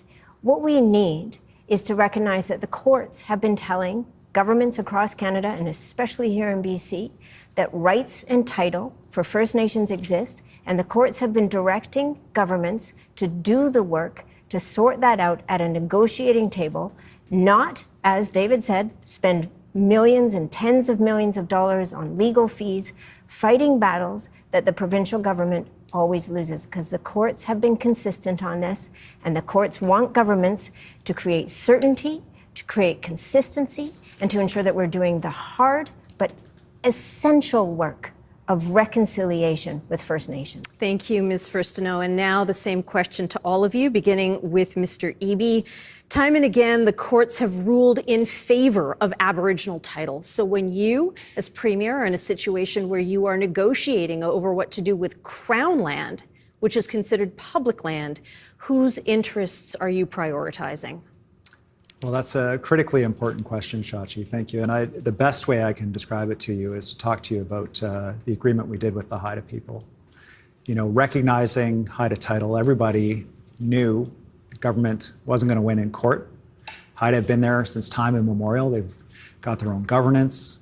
They've been looking after different functions. And so when we entered into an agreement with the Haida, it was to make sure that we were sitting down as partners at a table with shared responsibility. We're going to work it out. We're not going to go to court. And that's what we did. That's how we got to an agreement with the Haida. And you know, when we went to the legislature, John Rustad stood up, he looked in the eyes of the Haida elders, and he said, yes, this is the right thing to do. I went and I talked to the Attorney General. We never were going to win in court. But then as soon as he got outside the legislature, he hit social media, he said, hey, the Haida are coming for your private property. A total lie, a total fiction, and an example of the kind of divisive politics that our province does not need. Ms. Firstenow. Well, it's really critical that we create certainty in this province, that it's long-term, and that we recognize, again, what the courts have indicated for us to do and what government should be doing. To politicize this the way that the Conservatives did, and to really not do the work properly, because the NDP did not work with the people of BC, did not demonstrate that. But when you ask whose interests on Crown land are being protected, for so long in this province, Crown land has been handed over for resource extraction by industries, and they have extracted enormous wealth. They have extracted our resources. They have come in and done boom and bust economics over and over again. And whose interests were not protected were the long-term interests of British Columbians. We now have a devastated landscape. We have so much damage that has come, and the wealth has left our province. Mr. Rustad. Thank you very much. When you see economic reconciliation on BC, you see both Indigenous and non-Indigenous be able to prosper. And I'll give you the Haisla, for example. They went from 65% unemployment to 15% unemployment. There's so many nations that have engaged economically that have been able to change lives and make that difference for people. And I think, quite frankly, both Indigenous and non-Indigenous alike want to see that happen on the landscape. I have gone out and I've talked and all the agreements that I've done and seen the difference it makes. And when it comes to Haida, or to the Haida Gwaii and the Haida people, I fully support addressing title. It needed to happen. It's the right thing to do. But private land and infrastructure should never have been put on the table. Not without engaging with the people and making sure that you're in a situation. By coming forward and doing it, ultimately you're going to end up with Indigenous law applying to your private property. We need to make sure that everybody's at the table if you want to achieve true reconciliation. Okay, time now for open debate. Ms. Firstenow, we begin with you. Mr. Eby, I see you shaking your head. You may engage once you've had a moment to speak. Look, it's fascinating to me that John Rustad's vision for this province is one that's rooted somewhere around 1957. I mean, he cannot look ahead because he can only look back. He is so limited in his imagination of what's possible. And when it comes to reconciliation, when it comes to sorting out rights and title, what we have to do, the hard but essential work we have to do, all John Rustad can do is look back to when he was Minister of Indigenous Relations, and what he wanted to do was visit First Nations that had golf courses. He is not seriously taking this issue and recognizing the serious work of a provincial government is not to politicize this, not to make people afraid, but to recognize that to move forward, to create economic certainty, to create economic prosperity for everybody in BC, this issue has to be sorted out. Well, look at what the Squamish Nation are doing at the foot of the Burrard Street Bridge. You know, this was a reserve property that was stolen from them by the government. The Squamish were kicked off, and that property sat vacant for many years. It was given back by the federal government. What they did was they're building hundreds and hundreds of units of rental housing for the whole community. We all benefit from that. This work actually improves and increases prosperity for everyone. And John wants to say it wants to take something away from you. It wants to take your private property away from you. Nothing could be further from the truth. So there were private property owners from Haida Gwaii, business owners who came to support that because the certainty, knowing the path forward, makes their businesses and their communities more valuable, more prosperous. Mr. Rustad, First Nations people are not coming for your backyards. Thank you. What we need to see in this province is an opportunity for everybody to be able to prosper. There's no question there. That's one of the reasons why, as part of economic reconciliation, we are actually going to look at the strategic the return of land to First Nations people. It needs to happen. This is rights and title. Right, title is included. It's Section 35 of our Constitution. So we will be engaging with First Nations, but we want to make sure that what we're doing with First Nations is creating those opportunities for success. I have seen it when I have a young lady that comes to me and says, I'd like to give you a meat offering. And I say, what for? Because you put a program in place that gave me some training. I got my first job. I was living on the street as a single mom. I had my child on the street. I couldn't look after my child. Now I have a job, I'm back doing some training, I have another job, and I just want to say thank you. That is what economic reconciliation is, connecting with people, making sure they have an opportunity to build a future and look after the kids. That's what any parent would want in the province. That's what we need to deliver when we're working with First Nations in BC. Well, I don't know if I would compare a relationship with First Nations to parent and child. I would compare it as a partnership, as a true partnership. We're working together to build a province here. And when we work together, amazing things happen. You know, some of the most successful projects in this province are joint projects with Indigenous people and non-Indigenous people, and it improves life in the whole community. John, I just can't disagree with you more that your first action would be to repeal a law that just recognizes the rights that we know Indigenous people have in this province. Why would you pick a fight with Indigenous people as one of your first steps? We got to work together. Because John just wants to take us back to the 20th century. It's where he feels most comfortable. It's where he feels that we should be going. He cannot see a future that's different from the one in the past that he's had, and he cannot see a future that's unlike what the BC Liberals created when he was a cabinet minister in their government. This So is the a first man thing who we will lacks do- imagination, Let who Mr. lacks the Rustad respond, capacity Ms. to see a Firstino. better future. The first thing we'll do as a Conservative government, should we have that honour and the trust of people in this province, is actually to get rid of a lot of the waste and excess that this government is spending money on. They have expanded the budget by 70% and delivered nothing. 7 years and nothing has improved. We need to change course and make sure that we put people first in BC. Okay, we do have to leave it there and move on to our next theme, which is about the future of British Columbia. The first question to you, Ms. Firstinow. We're living with the effects of climate change every day. Fires, floods, and this summer, no BC grown peaches. At the same time, the reality remains this province relies on resource-based industries.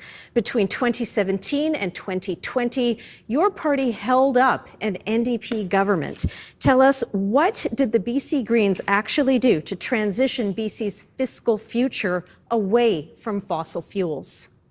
Yeah, we did have a confidence in supply agreement with the BC NDP, and when they brought forward a piece of legislation to give LNG Canada, at that time, over $6 billion in subsidies, we voted against it. But who voted with them? The BC Liberals.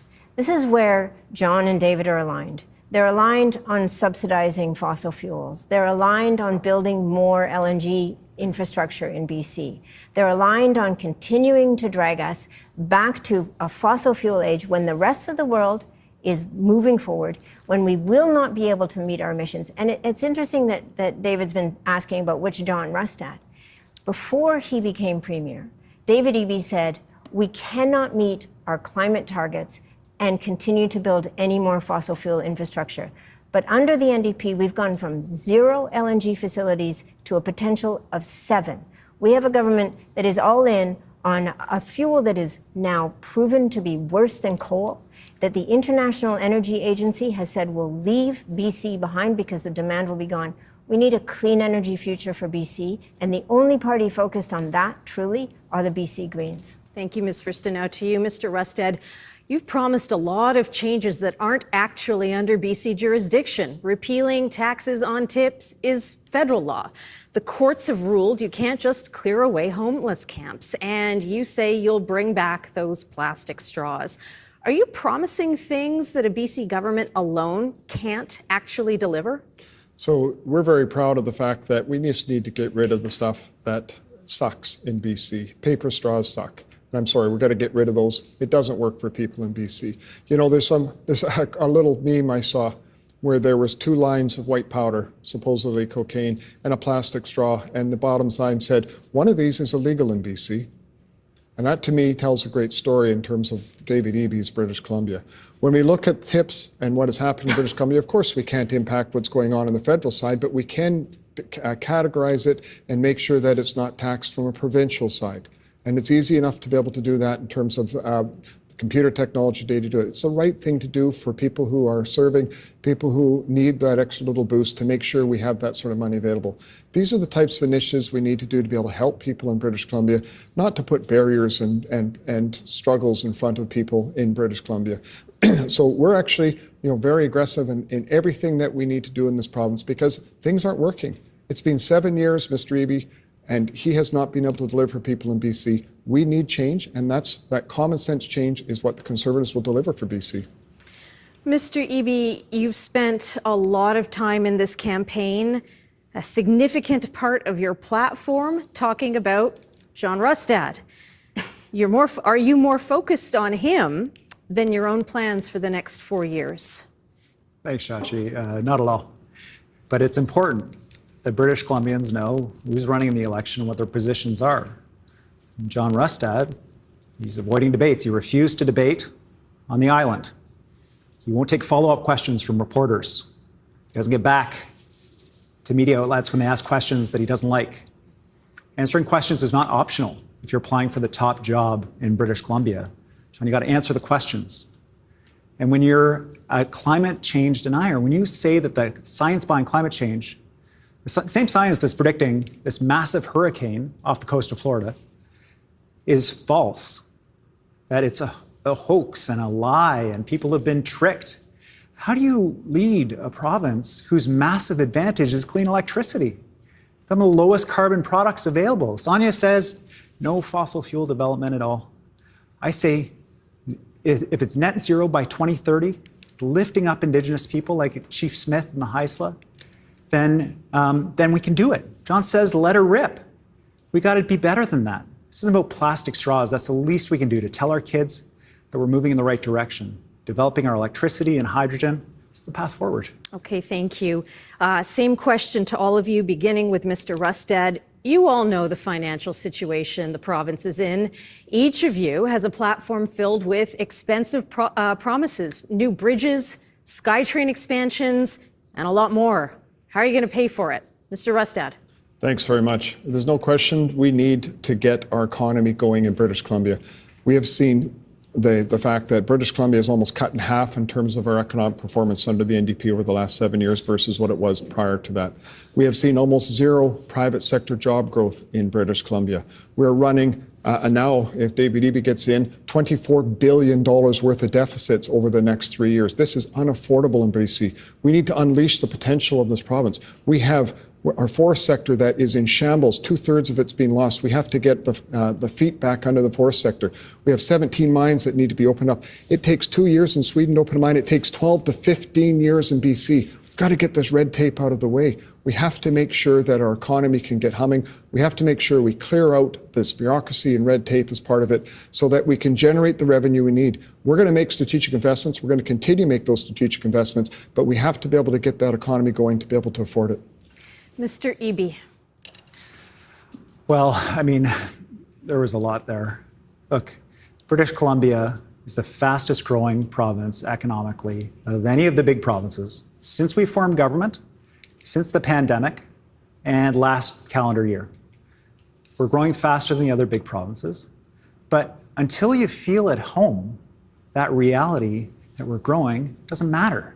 That's why it's good that we have the fastest growing wages, one of the lowest unemployment rates, and actually, contrary to what John just said, we're one of the leaders in Canada in private sector job creation. But we got to keep going. And we've got to make sure that people have the chance to get the training to take those jobs. You know, I met a young man who he was moving boxes around in a warehouse for $20 an hour. He got a welding course, an apprenticeship. Now his top wage is $62 an hour. That's why we're doubling apprenticeships in the province, to give people the chance to build a good life for themselves and their family. Thank you, Mr. Eby. Ms. Firstenow. I remember the conversations during COVID in 2020 where we talked about building back better, where we talked about a more fair economy, where we talked about addressing the growing inequality and the growing gap between the rich and the poor. And yet in the 4 years since then, we've seen that gap widen. We've seen inequality become a bigger problem. We've seen deep poverty become a bigger problem. There was a panel that had Mary Polak, Bowen Ma, and me, all three parties agreeing that we have to find a way to tax wealth. And that's what we're proposing in our platform. A 18% tax on profits over $1 billion. A 0.2% increase on school tax on properties over $3 million. And a 12.5% marginal tax on incomes over $350,000. And then taxing all assets, all real estate assets, looking at that whole wealth and making sure we're capturing that wealth and taxing it properly. Thank you, Ms. Firstenow. To open debate, you're first, Mr. Eby. Well, I think it's a prerequisite. Frankly, I think it should have been a prerequisite to walk into this room, that you have a costed platform. Now, yeah, government budgets are under pressure right now, just like household budgets. We're at the bottom of the economic cycle. But we're not going to make people pay for that. They need support now. That's why we're expanding programs for people. And we're making sure that, you know, with our costed platform, you see declining deficits over time. We're going to return to balance. But we're not going to make you pay for it. John, you haven't released a costed platform. An economist at UBC says your platform is written in pixie dust. Can you at least be honest with British Columbians? What are you going to cut? How deep are the cuts going to be in the review that you've proposed? And I know you've started with childcare for the middle class, getting rid of support for them. But what else is on the chopping block in the Rustad administration? Sonia, first of all, thanks very much. And $24 billion is not responsible. They have no hope at all to get back to a budget. They have no hope whatsoever to get back to a balanced budget. But here's another thing that David Eby and his government has done. They have put the cart before the horse. They're promising to do things like net zero by 2030. They're promising to do heat pumps. They're promising to do electric cars, but we don't have electrical generation. Last year, almost 20% of the electricity we actually needed had to come from outside of borders, from things like natural gas and coal-fired. We need to do significant investments in our power generation ability in this province, something that he has ignored as a government, to be able to make sure that we can actually come close to even doing any of these things. But the key piece in my mind is when 1 in 2 youth are thinking about leaving this province, if we do not get our economy going, those people will leave here. That's a brain drain, but most importantly, as parents want their children to stay close to home. They want to see a future for them. We've had generations of politicians come to the public in election time and say, we're going to give you a tax cut, we're going to give you a rebate. The NDP themselves have given rebates that have amounted to over billions of dollars, instead of spending that money on ways to systemically solve problems. You know, it would be really helpful for people if there was transit available. Per capita, people spend $10,000 to own and operate a vehicle. If they had the option of available, frequent, fast, and free transit, that could save people $10,000 a year. People want to know that a healthcare system is there for them. People want to know that their kids are getting an excellent education system. People want mental health care. People want infrastructure. People want affordable housing. Tax cuts and rebates are a way that politicians and political parties try to woo people during elections, and then they turn their back on them for the 4 years after that election and fail to deliver what people need that will actually make their lives more secure and more affordable. Well, I think, Sonia's clear, and that's the discipline of a costed platform. She's going to increase taxes on certain groups. That's her plan. For the wealthy. And for the I'm clear. I understand, Sonia. I understand. For us, we have a costed platform that includes immediate support for you and your family, for the middle class. But John, you said a lot there. But the one thing you studiously avoided saying was where your costed platform. How can we debate you when you won't even say what you're going to cut? Are you cutting health care? Cutting childcare? You said you're doing a review. We've seen this movie before when you were in government. $3.8 billion to healthcare funding over time. David Eby keeps on calling it lie. But here's something David Eby is not telling you he's going to do. He's going to double your carbon tax over this next term. The carbon tax? He is going to double committed to get rid of the carbon tax. We're both getting rid of the carbon tax. That's clear. Half the people in this province are struggling to put food on the table and pay their rent. And his goal is to tax you even further into poverty. Taxing people in poverty is not going to change the weather, Mr. Eby. Taxing people in the weather is not going to change the weather. And we will be releasing the full costing of our platform. But the key piece that we need to see is the economic development to make sure we can pay for these things. This is why we're stuck in the 20th century. And this is where we have to wrap this section of the debate. We have time now for a final round, which will not be a debate. I want each of your answers individually. People who vote for opposing candidates are often friends, colleagues, even spouses in the same household.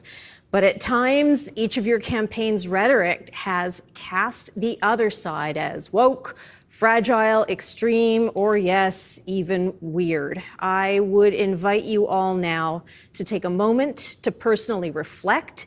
Tell us how you yourselves have contributed to an increasingly polarized political climate. And most importantly, help us understand why you're doing that. We will start with Mr. Eby. Well, I regret that we're having to have a debate about a bunch of very polarizing topics. These are topics that used to be settled for British Columbians for a generation. Climate change is real. Vaccines work. We don't call gay people groomers. We respect people. We respect Indigenous people. We don't promote hate and division.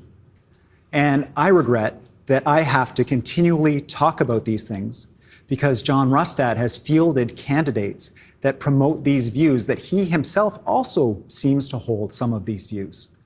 I would much rather be talking about the fact that he doesn't have a costed platform, the fact that our tax benefit for people is available immediately, that we're building affordable housing.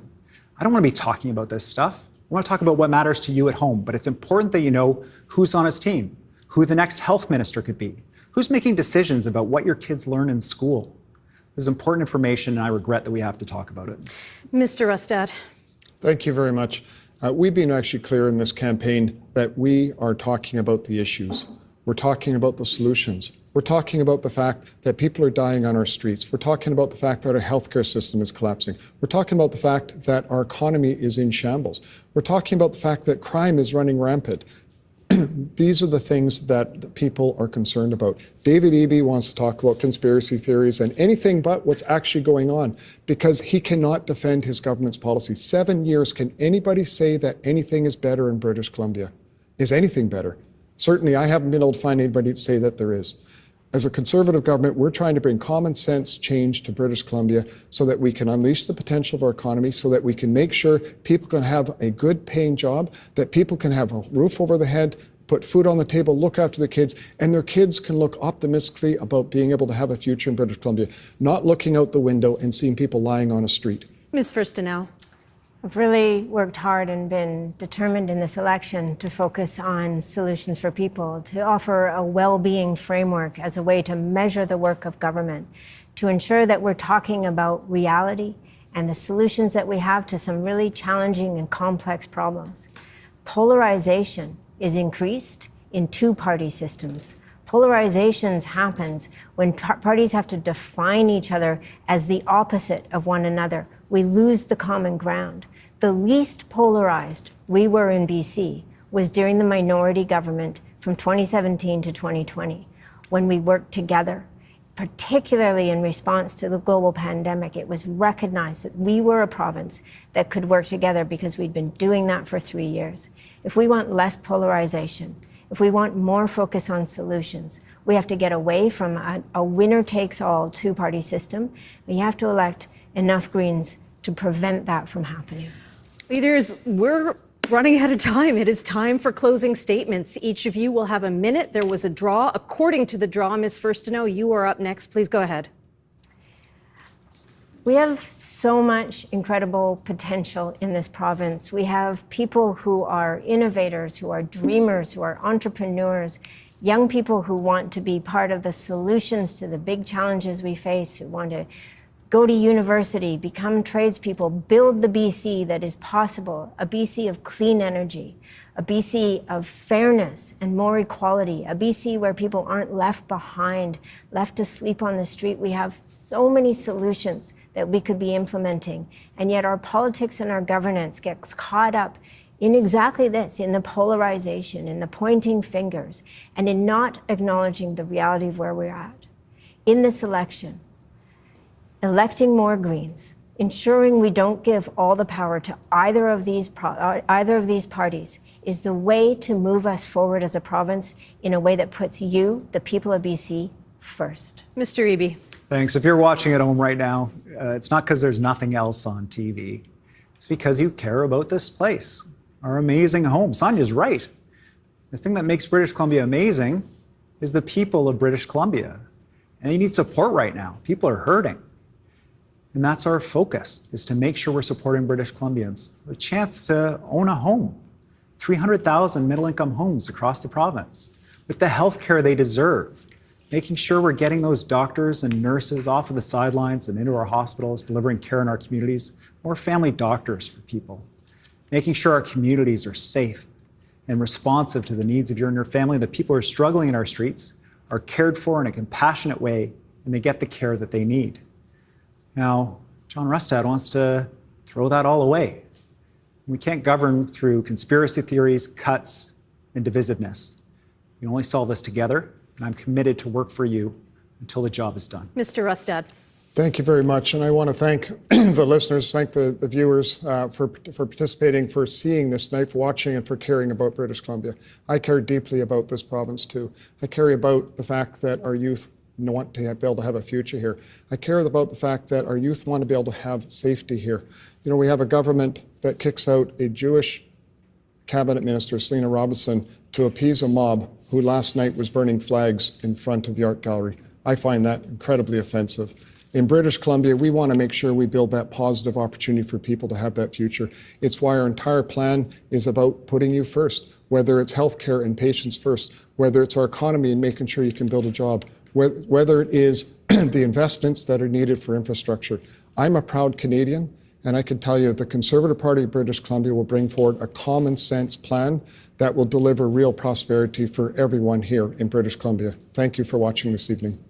Okay, leaders, thank you. Thank you for a respectful debate this evening. On behalf of the Broadcast Consortium, we hope you at home have been helped and aided as you get to know the leaders, the parties, and their platforms.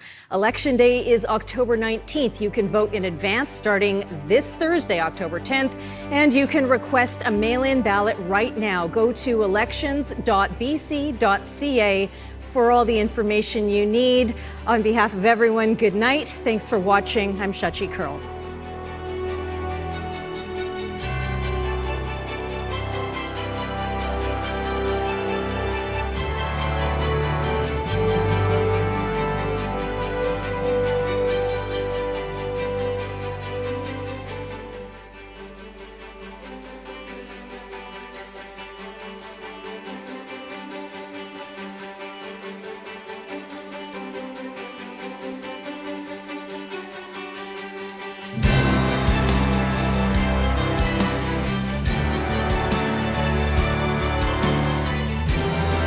Special presentation.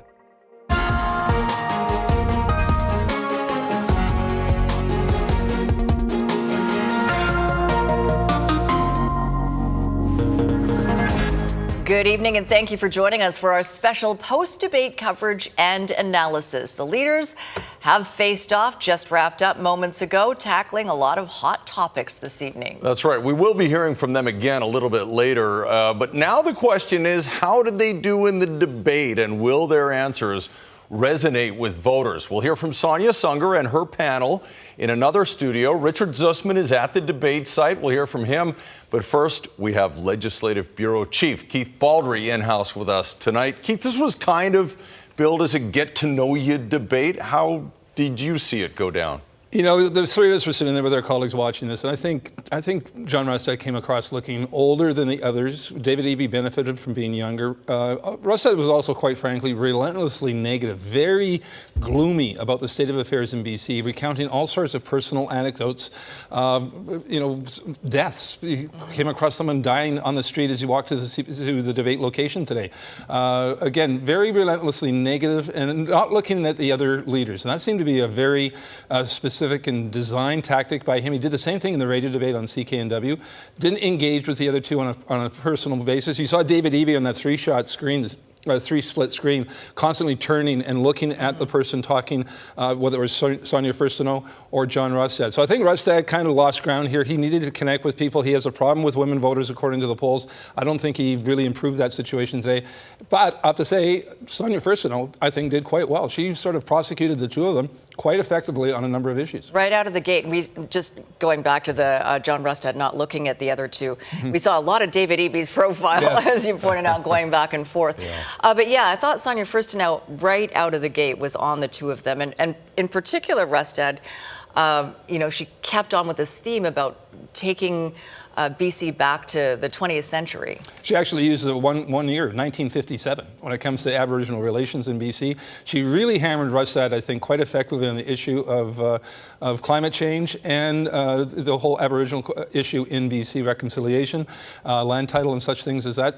I think Rustad almost was on the defensive more than the other two tonight. It wasn't so much a gang up as it was that Rustad needed to sort of show himself, and I don't think he necessarily had the right counter responses to some of Eby's and Furstenau's attacks. And really, I think it was more personal with David Eby. He seemed to be getting sort of upset almost at what Rustad was saying next to him. You can see it in his body language. It was more body language with David Eby than with John Rustad. It was just a very stiff and laser focused and not even acknowledging the other two in the room. I seem to sense an air of frustration in Eby sort of towards the end of the debate as they all realized, look, the Greens have a costed platform, the NDP have done that, and the Conservatives have not. And he tried to score some points against Rustad at that moment, saying, look, we're all here discussing our policies and what they're going to cost.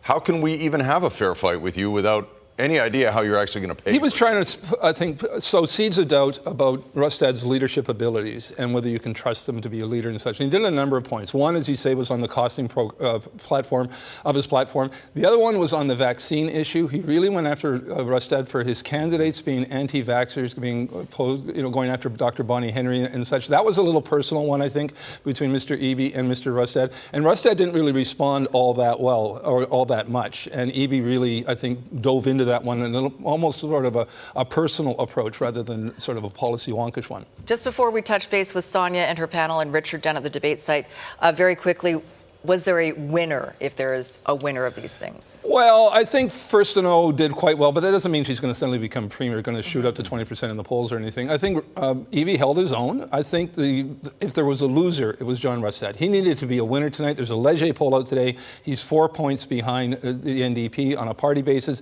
but his personal numbers are lagging against Mr. Eby, and I don't think they improved as a result tonight. But having said that, Rustad's chief goal here is to paint a picture that BC is falling apart, that something drastic needs to be done. And it's not so much who the premier should be, it just we need a whole new team in charge to fix the province. That's what he's going for, and that's what he talked about tonight. It seemed like the bullseye for him was the line at the end that nothing is better after 7 years, which really resonates with his supporters and quite frankly, a lot of people out there in BC. For sure. I mean, most polls say that more than half the electorate think the province is going in the wrong direction right now. So if Mr. Rustad can tap into that and get that 50%, 55% to go with him, and right now he's not doing that, then he's going to be successful on October 19th. But if the question for people at the ballot box is, who is the best premier? Who do I want to lead the province at this critical time? Right now, the numbers and the debate favors David Eby. All right. We are going to hear from each leader this evening. There will be a post-debate scrum involving the media who are down at the debate site. And that includes our Richard Zussman, who's been watching the debate live and in person. Richard, what did you make of it? Yeah, the big key in all of this, and you've alluded to a bit of this, was John Rustad trying to show he was not extreme. I think he did that okay. David Eby continued to throw things at him around candidates who had made comments about vaccines causing AIDS, brought up the idea that John Rustad was questioning whether he should have received his COVID-19 vaccine. Rustad defended himself a little bit, said he's not anti-vaccine, he's anti-mandates. We hear some of these comments that have been made by candidates like Paul Ratchford in the riding that Eby is running in Vancouver Point Grey, where Ratchford says he wasn't going to wear an orange shirt because he doesn't believe it reflects our Canadian history. So these sort of extreme moments are potentially things that people are hearing for the first time. Rustad tried to fend those off, and he did so in some ways effectively, but as Keith described, at times looked old in this debate. The other issue that was crucial here as well is healthcare. We have heard the NDP on repeated ads in a press conference say there's going to be a massive cut in healthcare when it comes to the Conservatives. I think Rustad was pretty definitive today that that is not going to happen. There will be no cut in healthcare, and the only real specific number he did provide tonight, because as Chris alluded to, he didn't provide those details on his platform, was that healthcare would go up, I think $3.7 billion is the number that he used. So expect that in the platform. So those were things Rustad needed to sort of steady himself on. And, you know, he got a passing grade, but not flying colors. And I think he needed to show a little bit more around how he would stand up for British Columbians. Yes, you can say that things are no better here in the province, but how are you going to make things better? I think that's where Rustad failed a little bit to connect with the viewer. All right, we'll touch base with you once the leaders start speaking again. Thanks, Richard. And for more analysis on the debate tonight, we've also brought in a special panel, all of them with skin in the game when it comes to some of the issues that were discussed tonight, whether it's healthcare or municipal-provincial relations or reconciliation. So we'll throw it over to Sonia Sunger now for more on who's joining us. Sonia.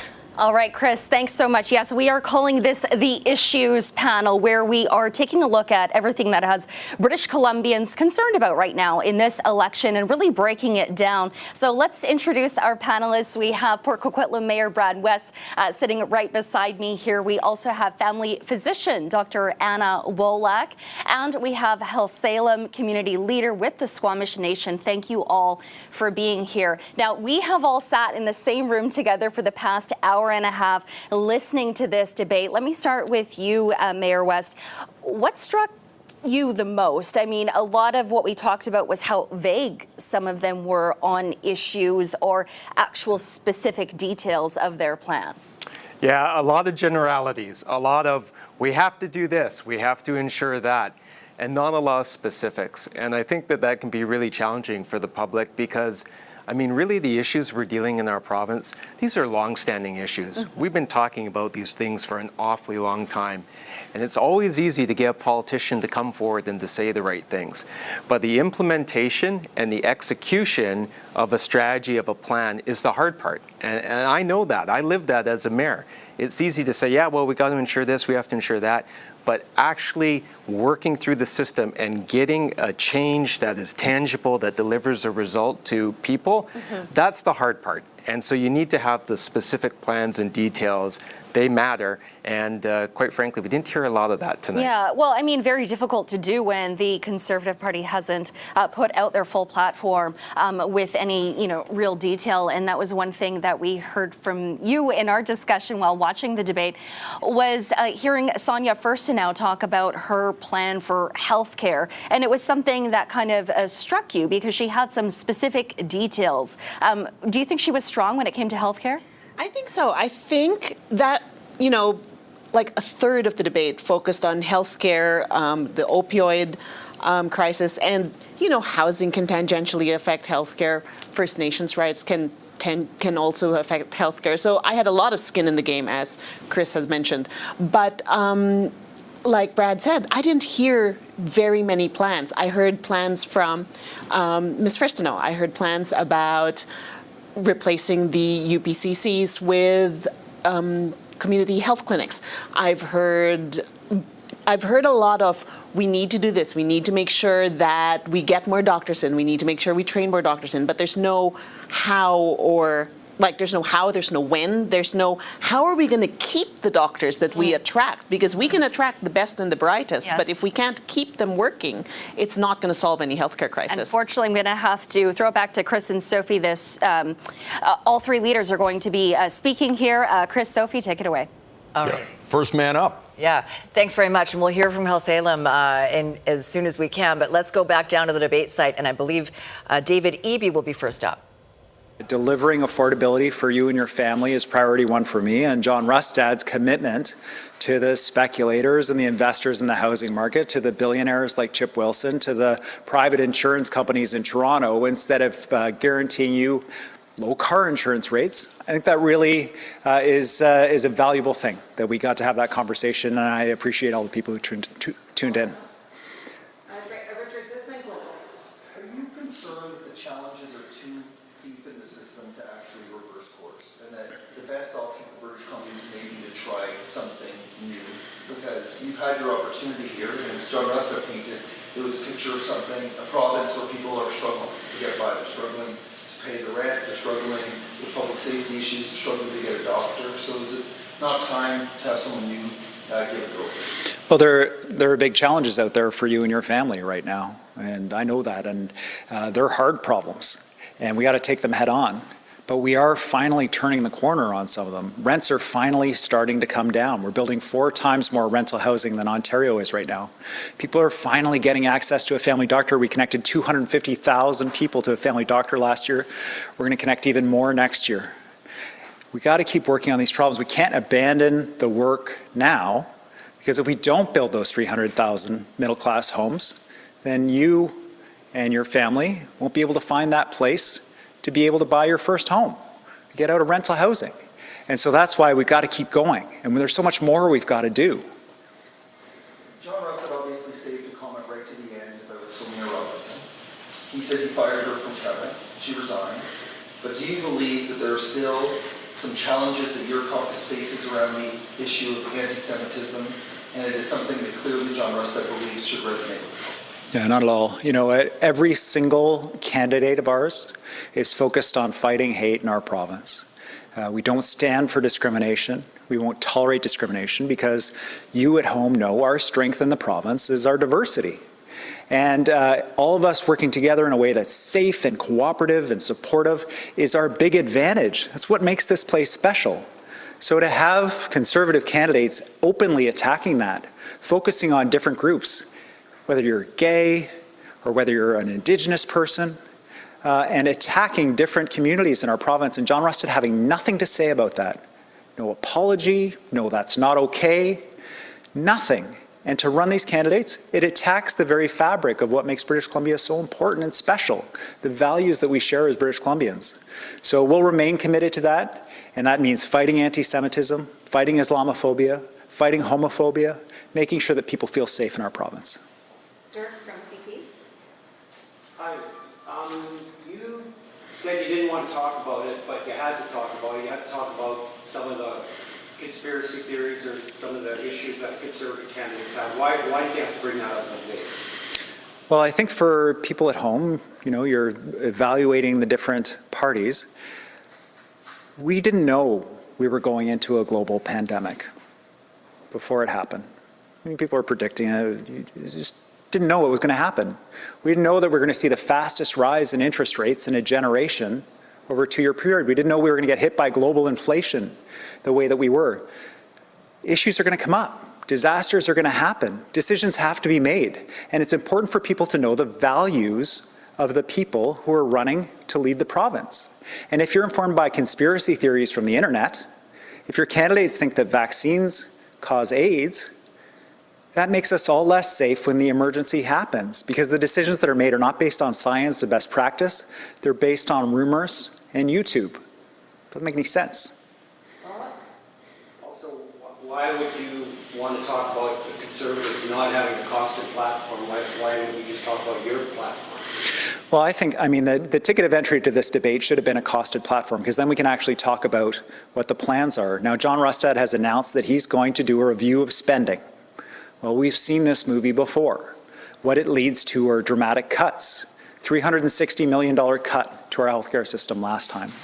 My wife was a nurse in the Kootenays, and she and her colleagues stored their supplies in operating rooms that were closed under John Rustad's decisions related to a review, just like he's promising to do again. How do you show up to this debate without saying what you're going to cut, without saying what you're theoretically going to spend? But really, who can trust him on this stuff? Because he says that all the time.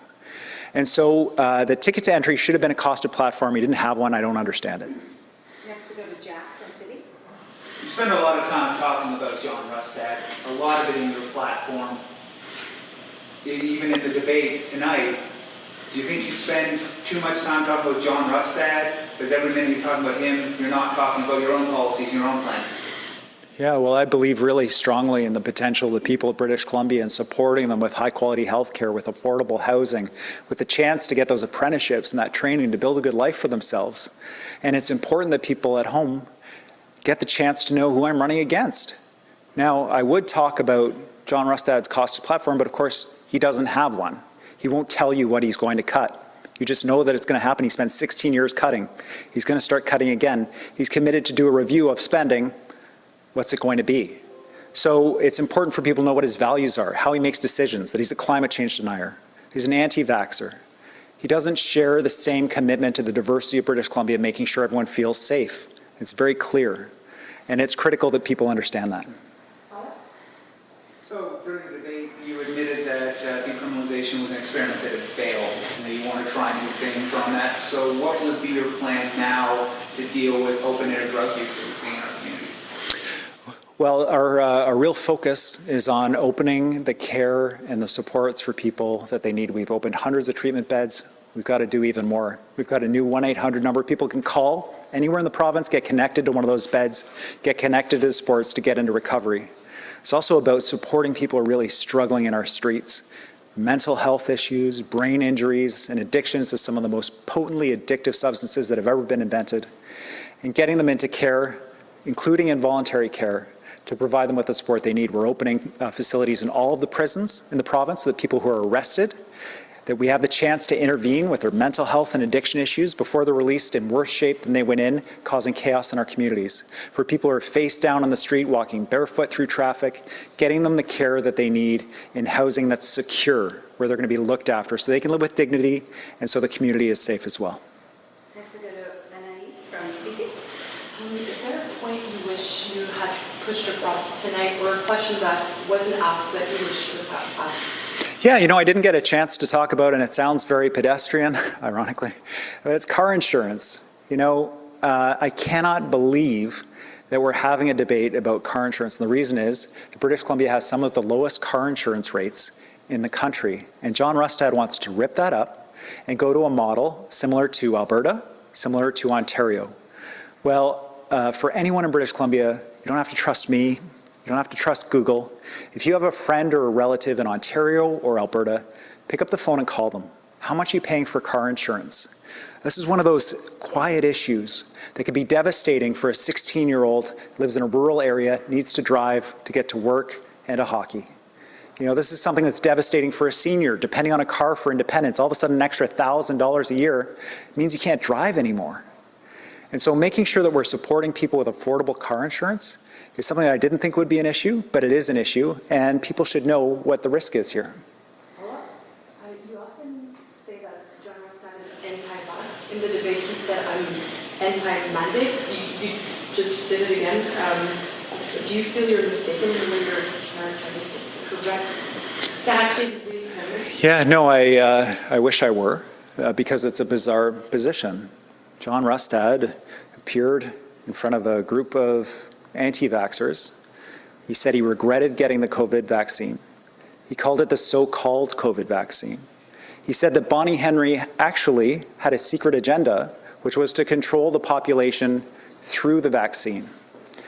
Then he said that he thought that British Columbia couldn't participate in an international war crimes tribunal to try public health officials and people who promoted vaccines, but maybe we could support other countries that did that work to make sure that people like Dr. Henry, who worked night and day to keep us safe during the pandemic, were tried like Nazi war criminals. They call it Nuremberg 2.0, bizarre conspiracy theories. There are 4 of his candidates, 4, who donated to the anti-vax convoys. These are people who could potentially be a health minister, sit on a health committee, decide what your kids learn in school. If he were frank with British Columbians, as frank as he is when he's talking to a group of anti-vaxxers who are his supporters, then they would hear the same things that he said in a video in a secret meeting when he didn't think he was being recorded. Right on. Thanks, everybody. Interesting. When the rules no longer apply, the strict rules in the debate, he's a good communicator, looking right at the camera. He seemed a little worked up, and I've talked to Evie about these problematic candidates in his eyes, in many people's eyes, and he's quite, I think, passionate about this. He firmly believes that some of these people should be nowhere near the keys to the car that drives the government, with their extreme views when it comes to vaccines and other conspiracy theories. So he got really worked up about this tonight. I think it was a very personal take from him on this. We're waiting for John Rustad to come up to the mic now, but just while we were watching that, Keith, you said he takes this personally. What did you mean? The vaccine debate specifically? And some of the other extreme views. And I've talked to him about the change you undergo when you go into government. You have your hands on so many levers and so many buttons. You have to make so many decisions on so many fronts. And he just had a reference there about these are the type of people who determine what your kids learn in school, what type of health care you're going to get, what a response would be in a pandemic. It would be completely out of step with what we saw in BC under Dr. Bonnie Henry and public health officials, which was all about public health science.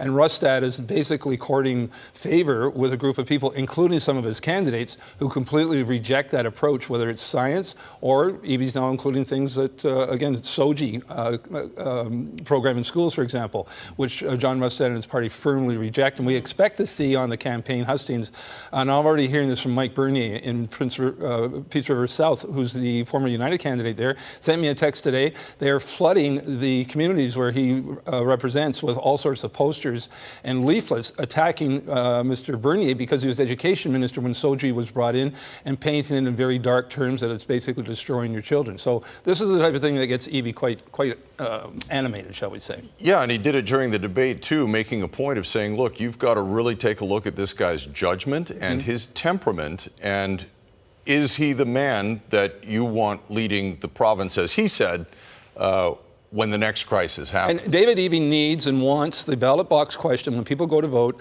to be who is the best premier? Who is the best person in charge of this province? Not just on the economy, but on all sorts of issues, whether it's healthcare, education and such.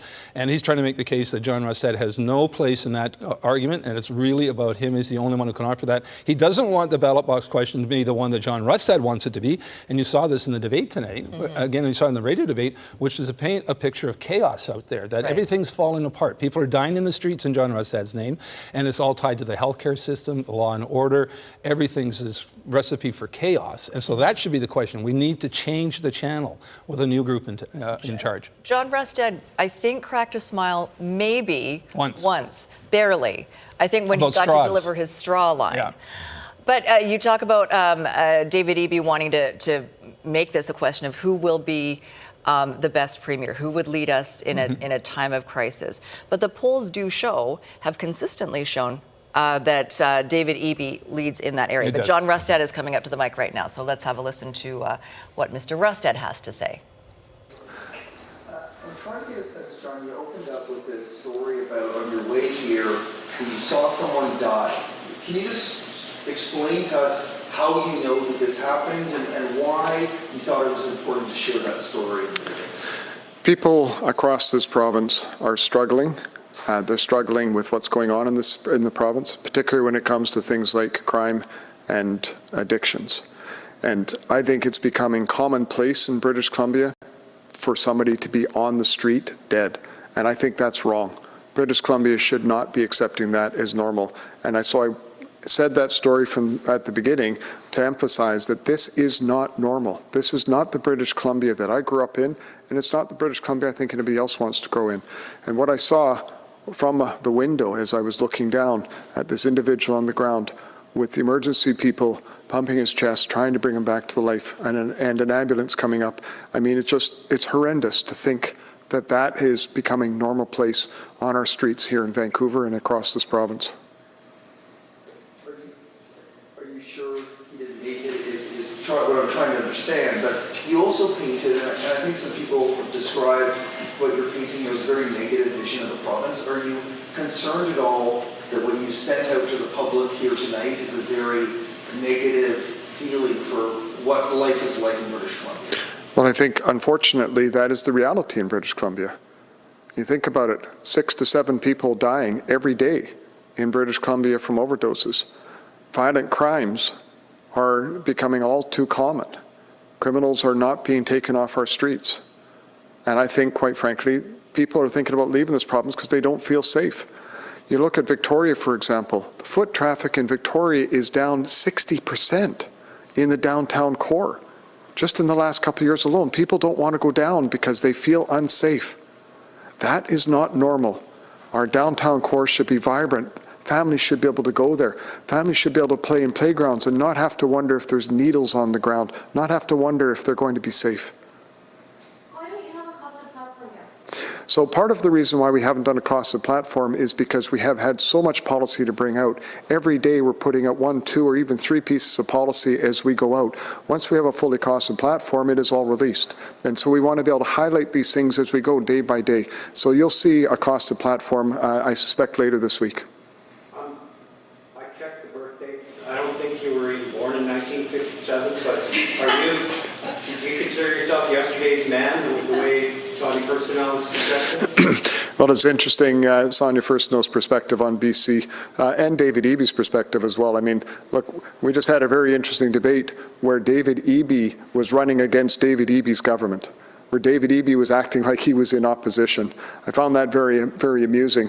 So I look at it in terms of what we've been able to do with the Conservative Party of British Columbia.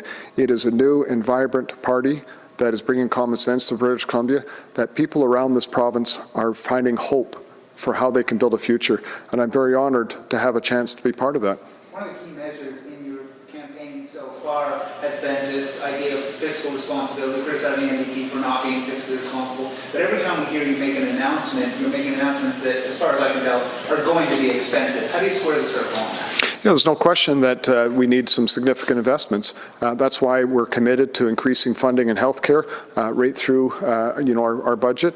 That's why, but we need to be able to make these strategic investments. But in order to do this, we need to make sure we do it in a responsible way, to make sure that we actually get our economy going. For example, mining alone, there are 17 mines in this province that are ready to go, that are just waiting to invest. That's a $38 billion investment. Over the life of those mines will add $800 billion to British Columbia's GDP. And the best part about that, getting these mines up and running, not just the jobs and the revenue and the investment that we see in BC, but the revenue, whether it is the direct revenue to government or the secondary and tertiary jobs that get created, will almost be enough to eliminate the currently $9 billion deficit in BC on an annual basis. We need to get these things up and running in British Columbia. First Nations need them to be able to lift themselves out of poverty. British Columbians need them so that we can see the investments we need. And yes, over the short term, we're going to be running deficits. We're going to need to do that, which is why I say as we go over time, over 2 terms, we're committed to reducing that and eliminating the deficit, rather than running a $24 billion deficit, which is completely irresponsible by David Eby. Do you see a way to eliminate that deficit without making cuts to government services? So I think that we need to make sure we're investing and protecting those services that are critical. But we need to take a look at what David Eby has done. He's increased spending by 70%. And in 7 years, can anybody point to anything that is better in BC? I certainly can't. And so when I look at it, there's programs, for example, like Clean BC, which are creating barriers and problems and actually restricting our economy. It doesn't make any sense. There's savings to be had in there. So we'll be looking at the various sort of slush funds and things that this government has been putting in place and spending money on to look and make sure that we respect taxpayers and we make sure that we get the best value we can from the dollars that taxpayers give us. John, what's going on with some of your candidates not showing up to all candidate debates in this province? Has the party informed candidates not to show up, or? We have left it open for candidates to make a decision whether they want to participate or not. And I know, for example, that there are a number of NDP candidates that haven't gone to debates as well. It's open to our candidates in terms of that. I encourage them, though, to be able to go into debates because I think it's important to do. But our candidates are extremely busy every day out knocking on doors. We've been knocking on thousands and thousands of doors every single day, talking to the people in the ridings, talking to the people of this province about their priorities and issues, and telling them about the things that we're doing to be able to bring hope and prosperity to British Columbia, to get common sense change back to this province. And there's a lot of people left wondering about the inquiry or the investigation into the mismanagement of the North Shore wastewater treatment plant. David Eby is quoted in an article as apparently, or Mike Hurley is quoted in an article saying that David Eby told him he does not support a public inquiry, a public investigation. What is your stance on the investigation into that mismanagement? There needs to be a public investigation, there's no question. And I think it's also important that the public sees and understands the terms of that investigation. What we've seen from David Eby time and time again in the NDP's history is when they do any kind of review or look at projects, they set terms that are pre-designed to get the outcome they're looking for. We want to be open and transparent with people in this province. We want to make sure that we understand exactly what has gone on there so that we can get the right project going in the North Shore to be able to deal with the sewage issue in a way that's as cost effective as possible. How do you think you did in the debate? It was interesting, like I say, to do the debate. We were able to get across the issues that we are hoping to be able to deliver for people in British Columbia, things like the Rustad rebate, cutting the carbon tax. Between those two, that is $3,000 a year in savings for people in this province. And if you actually look at what David Eby would do in doubling the carbon tax over that whole term, that would actually end up being about $4,200 in savings in the difference between what we're doing versus what David Eby is proposing to do. The plan we have to make sure we build homes in this province, to be able to get our healthcare system back on its feet, to get our economy back on its feet. We were able to lay out many, many points and at the same time highlight the failures that David Eby refused to be able to actually talk about. I don't quite understand as a Premier of the province of British Columbia why he would not actually recognize that he's the author of these problems and challenges we have today. And he seems to refuse to say that. He's actually running against his own government, which is kind of unusual, I think, for a Premier. So one of your northern candidates, when asked about sort of the more extreme, the allegations of extremity in the party, he said, the NDP has a lot as an extreme left also. When you look at Fairy Creek and how long it took them to shut it down. That's sort of part of being able to govern people with a wide array of opinions. So how are you viewing that in terms of how you're going to manage your caucus if you're in government? Well, look, across the province, British Columbians are expecting people to represent them. David Eby wants people that'll run for him, that'll represent the party to their ridings. I think that's wrong. We need to make sure that people that are elected have that opportunity to be able to speak on behalf of their riding and to be able to vote on behalf of their riding. I think it's an important value in democracy. David Eby doesn't believe in that. I think that's what we need to be able to do to make sure we restore people's confidence in democracy in British Columbia. Thanks, everyone. Thank you.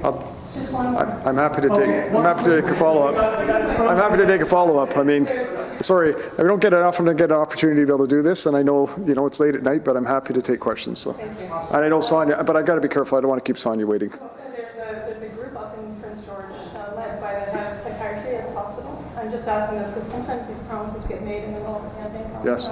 And they're asking for a mental hospital up in Prince George.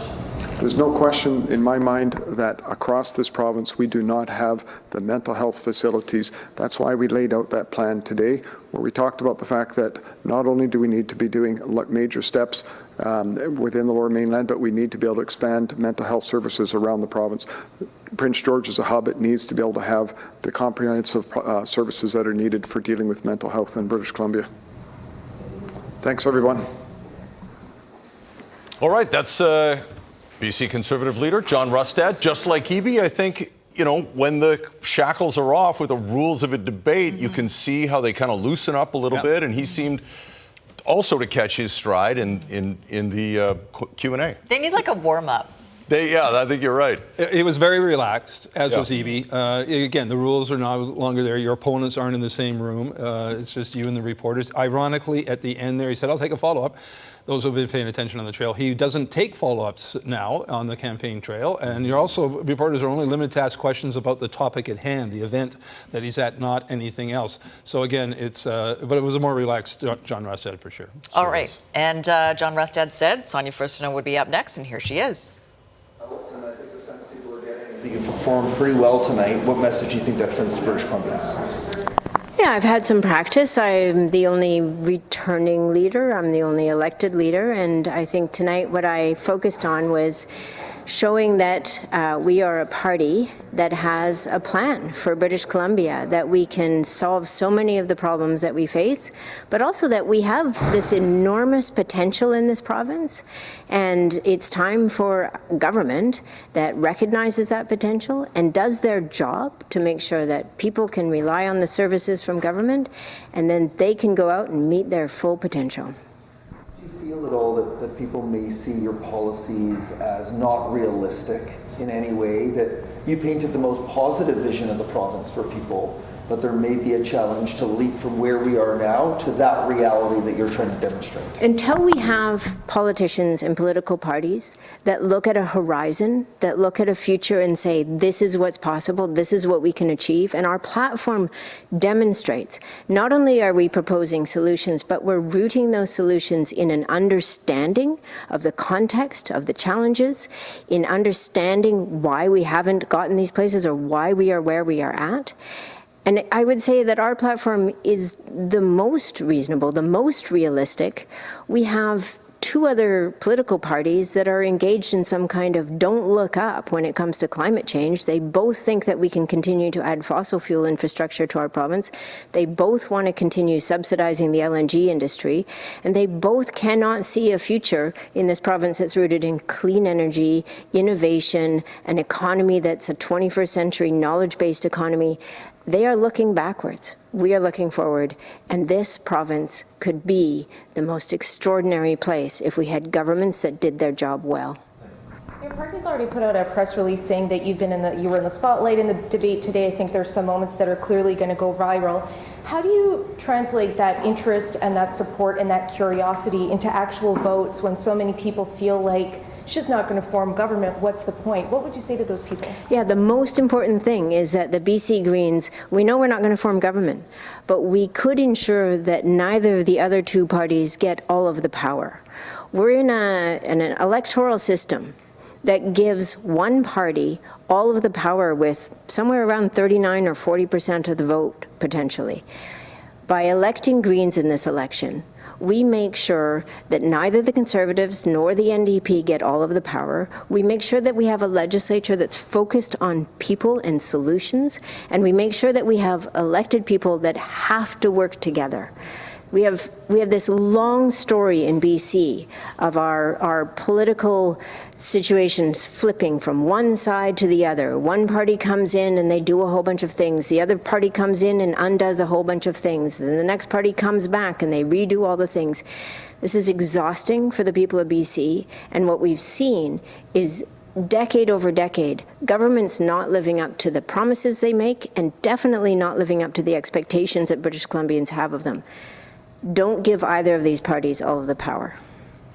How do you get people to think or believe that David Eby and John Rustad are the same people? Well, they agree on a lot of things. They agree on cutting the carbon tax. They agree on subsidizing LNG. They agree on not regulating addictions treatment, which is healthcare. Why would we have unregulated healthcare in this province, particularly when we have both of those leaders saying that they will give more and more money to that industry? They both agree on not scaling up a voluntary mental health care system. They seem to both agree on the lack of need. They don't see a need for more counselors and more EAs in schools and investment in public education. They agree on a lot of things. Where we stand apart is we have a focus on reality. Climate change is real, but you don't just say climate change is real and then subsidize more fossil fuel infrastructure. You say climate change is real and we're going to invest in clean energy in BC. We're going to power a knowledge economy in BC. Saying climate change is real and continuing to do the same things that we've been doing for so long tells me that you don't take that seriously. So, of course, in a tight race like this, you could easily find yourself the kingmaker after this election. But that relies on an ability to make the argument that you could join with either side to push things forward. You were very critical of both leaders tonight, but particularly John Rustad and his stance on climate. Is there a world in which the Greens and the Conservatives can work together in a government? I think there should be a world where the legislature works together, where all of the MLAs work together. One of the proposals in our platform is to have regional caucuses. So to have MLAs working across party lines focused on the issues and the solutions for their regions. Another focus in our platform is on a standing citizens assembly. We need the public more involved. The vision I have after this election, if and I hopefully when there are enough Green MLAs elected that we do not have a majority, is a vision where we finally get government focused on the people of BC and not focused on infighting inside that legislature. I'm right now going to continue making the case to British Columbians, elect Greens in ridings where we are strong. That's Southern Vancouver Island. That's the Sunshine Coast, West Van Sea to Skye, Kootenay Central. We have Saanich, we have Oak Bay, we have Esquimalt. We have some incredibly effective and strong candidates running in ridings where they can win. If you're in a riding where you have a strong Green candidate, vote Green.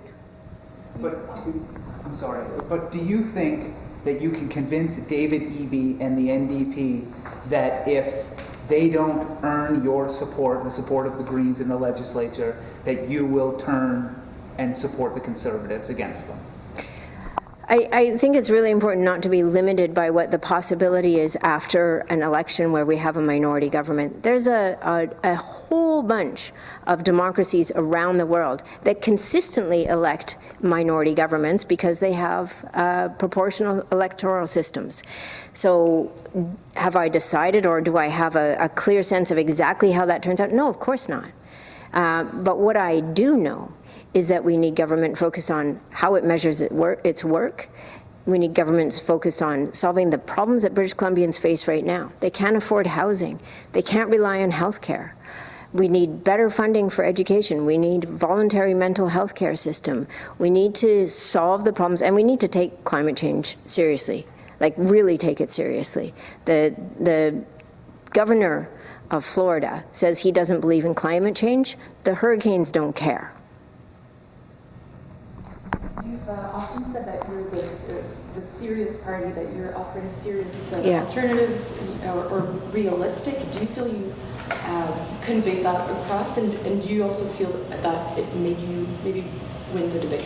How do you feel about that? Look, I came into the debate with the intention and the hope that I could show to British Columbians that we take the responsibility of asking for their support in an election seriously. We take that responsibility seriously, and that's why we have a costed platform. That's why we look at the issues that we've got in that platform to understand how we got here, how we solve problems. And tonight, what I hope British Columbians can take away is that we don't have to choose between either the Conservatives or the NDP. We definitely don't want to give either of them all of the power. What we want is a legislature of responsible adults who are focused on how do we make sure that government is doing its job, delivering the services that people in BC should expect and count on. Often felt like you were making your statements and then being sort of ignored by the two other party leaders. Is it your impression, and if yes, was it frustrating or? All right, Sonia Furstenau, in the post-debate scrum with the media down at the debate site, we heard from David Eby, we heard from John Rustad, now we've just heard from Sonia Furstenau, and now we do the analysis. Yeah, well, with the most optimistic view of what BC politics could be. And, you know, it's aspirational maybe for the Greens, but as you've pointed out, Keith, it's going to be a very tough slog for them, with the exception of some key areas. What's their best and case? Sonia laid out what exactly she's talking about geographically. We're talking about the riding she's hoping to win, Victoria Beacon Hill, Saanich North, which they held until Adam Olsen announced his retirement. And they've done historically quite well in places, particularly in South Vancouver Island, like Esquimalt and Oak Bay, and in the Kootenays, Kootenay Central. But they're at 9-10% in the polls. It's going to be tough for her to win there. But it's going to be interesting if Sonia Furstenau can pull this out and actually win in the riding I live in, which is very strong NDP, but she's a celebrity and she's a political leader. It could go her way. It'd be interesting if she has the balance of power is one thing, but even her presence in the legislature changes the dynamic of the debate in there sometimes when you have a third party or a fourth party. So it's going to be interesting if she can pull that rabbit out of the hat and actually win in Victoria Beacon Hill. And whether her performance tonight obviously won't send her in as government. Won't hurt her. Will it help her in Beacon Hill? I think it'll help a bit, but I think she performed quite strongly and quite ably tonight. All right, let's get back to our panel now. We're so rudely interrupted earlier on. Sonia Sunger, take it away.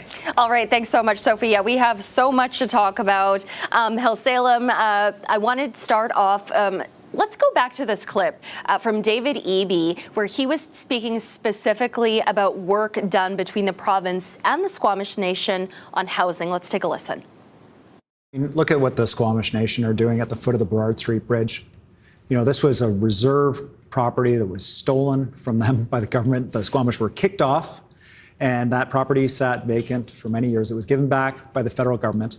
What they did was they're building hundreds and hundreds of units of rental housing for the whole community. We all benefit from that.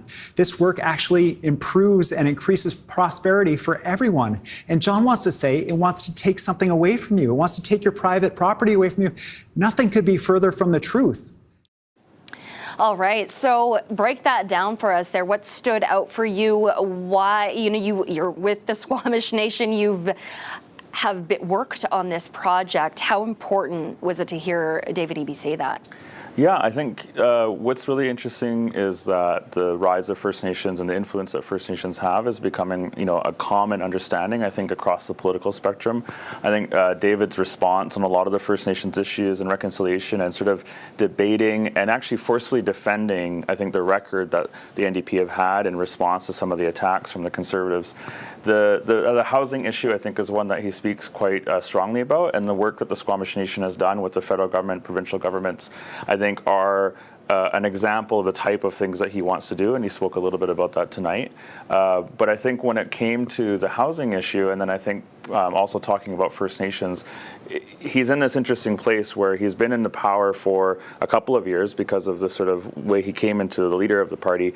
So he's had the time to do some things, but not a full term to sort of implement everything and see it come to fruition. So he's in an interesting place where he's trying to defend policies that he's implemented without them really being felt yet by the electorate, and sort of asking for more time to do more based off what he's already done. And I think it's put him in an interesting position. I think he did a decent job trying to defend that record on a few of the issues, like housing, where I think he's stronger. I think like on reconciliation, where he's a little bit stronger. So it was interesting to see him actually reference a project that is happening here in Vancouver. Yeah, absolutely. All right, we're going to throw it right back to Chris and Sophie now for more coverage from the studio. All right, thanks for that, Sonia. Well, yeah, there were a few things that popped out and some things that we highlighted in the debate that were sort of part of this theme, where David Eby was trying to hold Rustad to account for his tough on crime platform, and the fact that he really wants to end whatever chaos he's describing of life in BC. So it led to a pretty good exchange. Yeah, let's take a listen. He will direct the police not to enforce federal gun laws that prevent abusers from accessing guns, that prevent gangsters from buying and selling handguns and semi-automatic weapons. It's ridiculous. And now he says he's going to get tough on crime. Give me a break. John, you have to go with the gangsters. You have to take their cars and their houses and their guns and enforce the law, and that's what we're going to do. He also talked about duffel bags full of cash. Yeah. That old story. Remember, David Eby was the critic in the NDP, really raising the issue of money laundering, raising it to the fore, one of the top issues during the Liberals' last years in government. So Rustad has used crime, I think, fairly effectively in this campaign. It's really been his number one issue. Drug use, street crime, it sort of plays to Conservative values who want tougher law and order. And Eby tonight sort of responded, throwing it right back at him. He wants to not enforce the federal crackdown on gun laws and on illegal guns, and brought back that money laundering images of those duffel bags of cash being brought into casinos. But both David Eby and Sonia Furstenau did bring it back to John Rustad's time in government a number of times. We heard BC Liberals, non-existent now, but we heard that name raised a number of times. Well, Rustad was in cabinet for a number of years, and Eby and Furstenau have reminded him that, you wear a lot of things when you're in cabinet, a lot of popular things, but a lot of unpopular things. Interesting exchange here with Rustad talking about the more than 400 economic agreements he signed with First Nations. Furstenau turned around and said those are all basically discredited, they're colonialist. You dictated what First Nations could do with the money. So she turned the tables on Rustad, I think, and said not only did you sign agreements that were unfair to First Nations, but you've mischaracterized exactly what they were all about. It wasn't about giving First Nations economic development, it was controlling their economic development. I thought that was one of the better exchanges as well. Rustad has used the point, and he's been criticized for it by saying that your private property is at risk with some of these details that DRIPA is sort of in control of. So, yeah, we'll see how that plays out with voters as well. All right, let's head back to Sonia Sunger and our panel.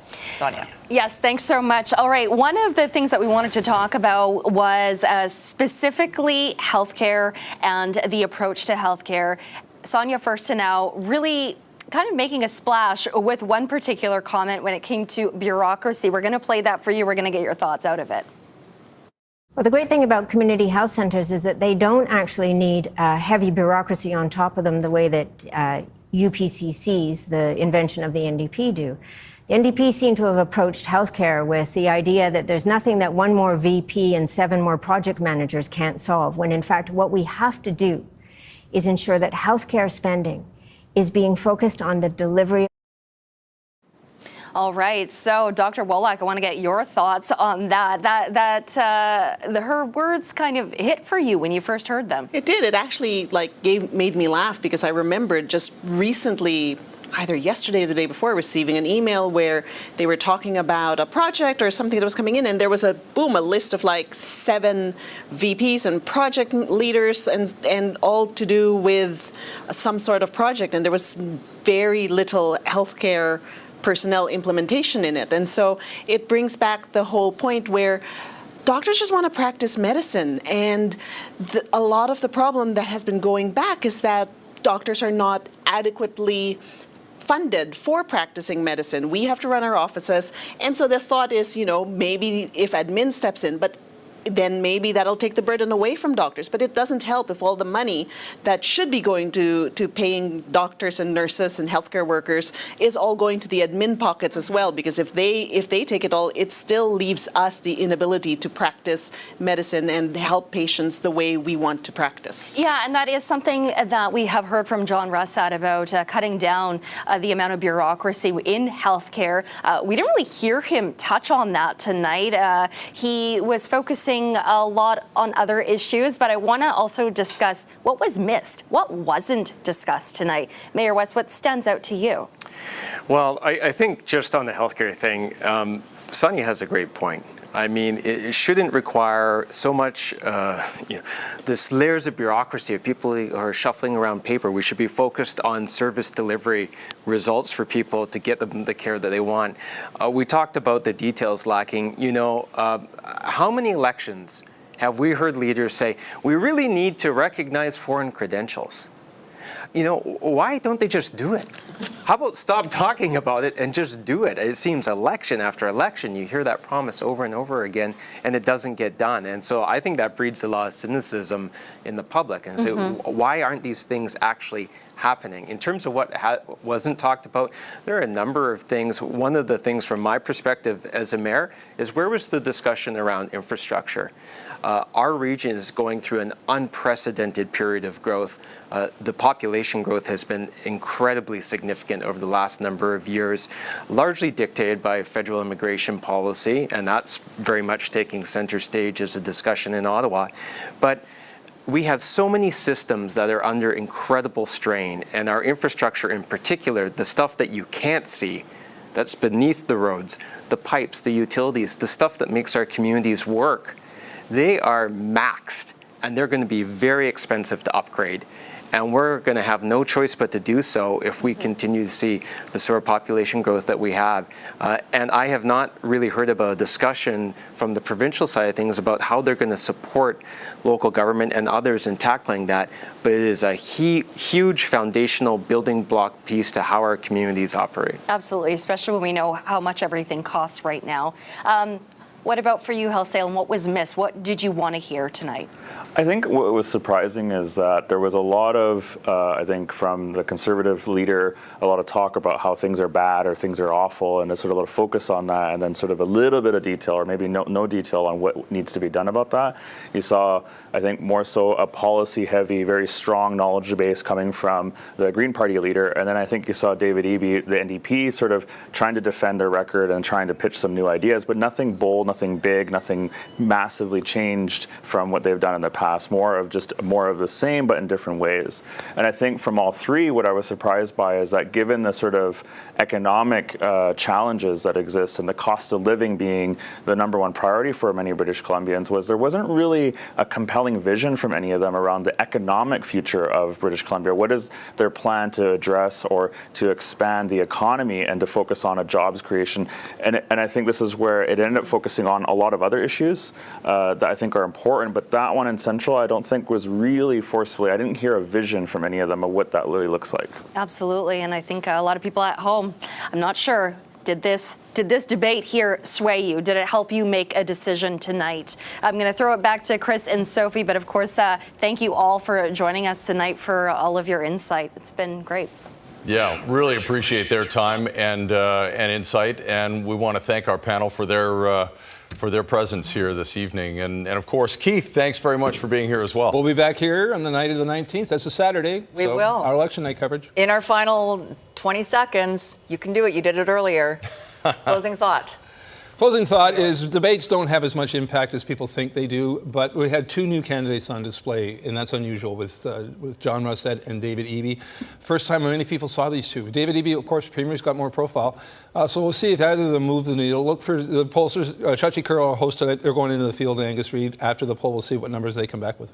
All right. Interesting. Thanks, Keith. All right. Thank you, Keith. Thanks to Sonia and the panel, of course, as Chris said, and to Richard Zussman down at the debate site. And thank you for watching tonight. Have a great night.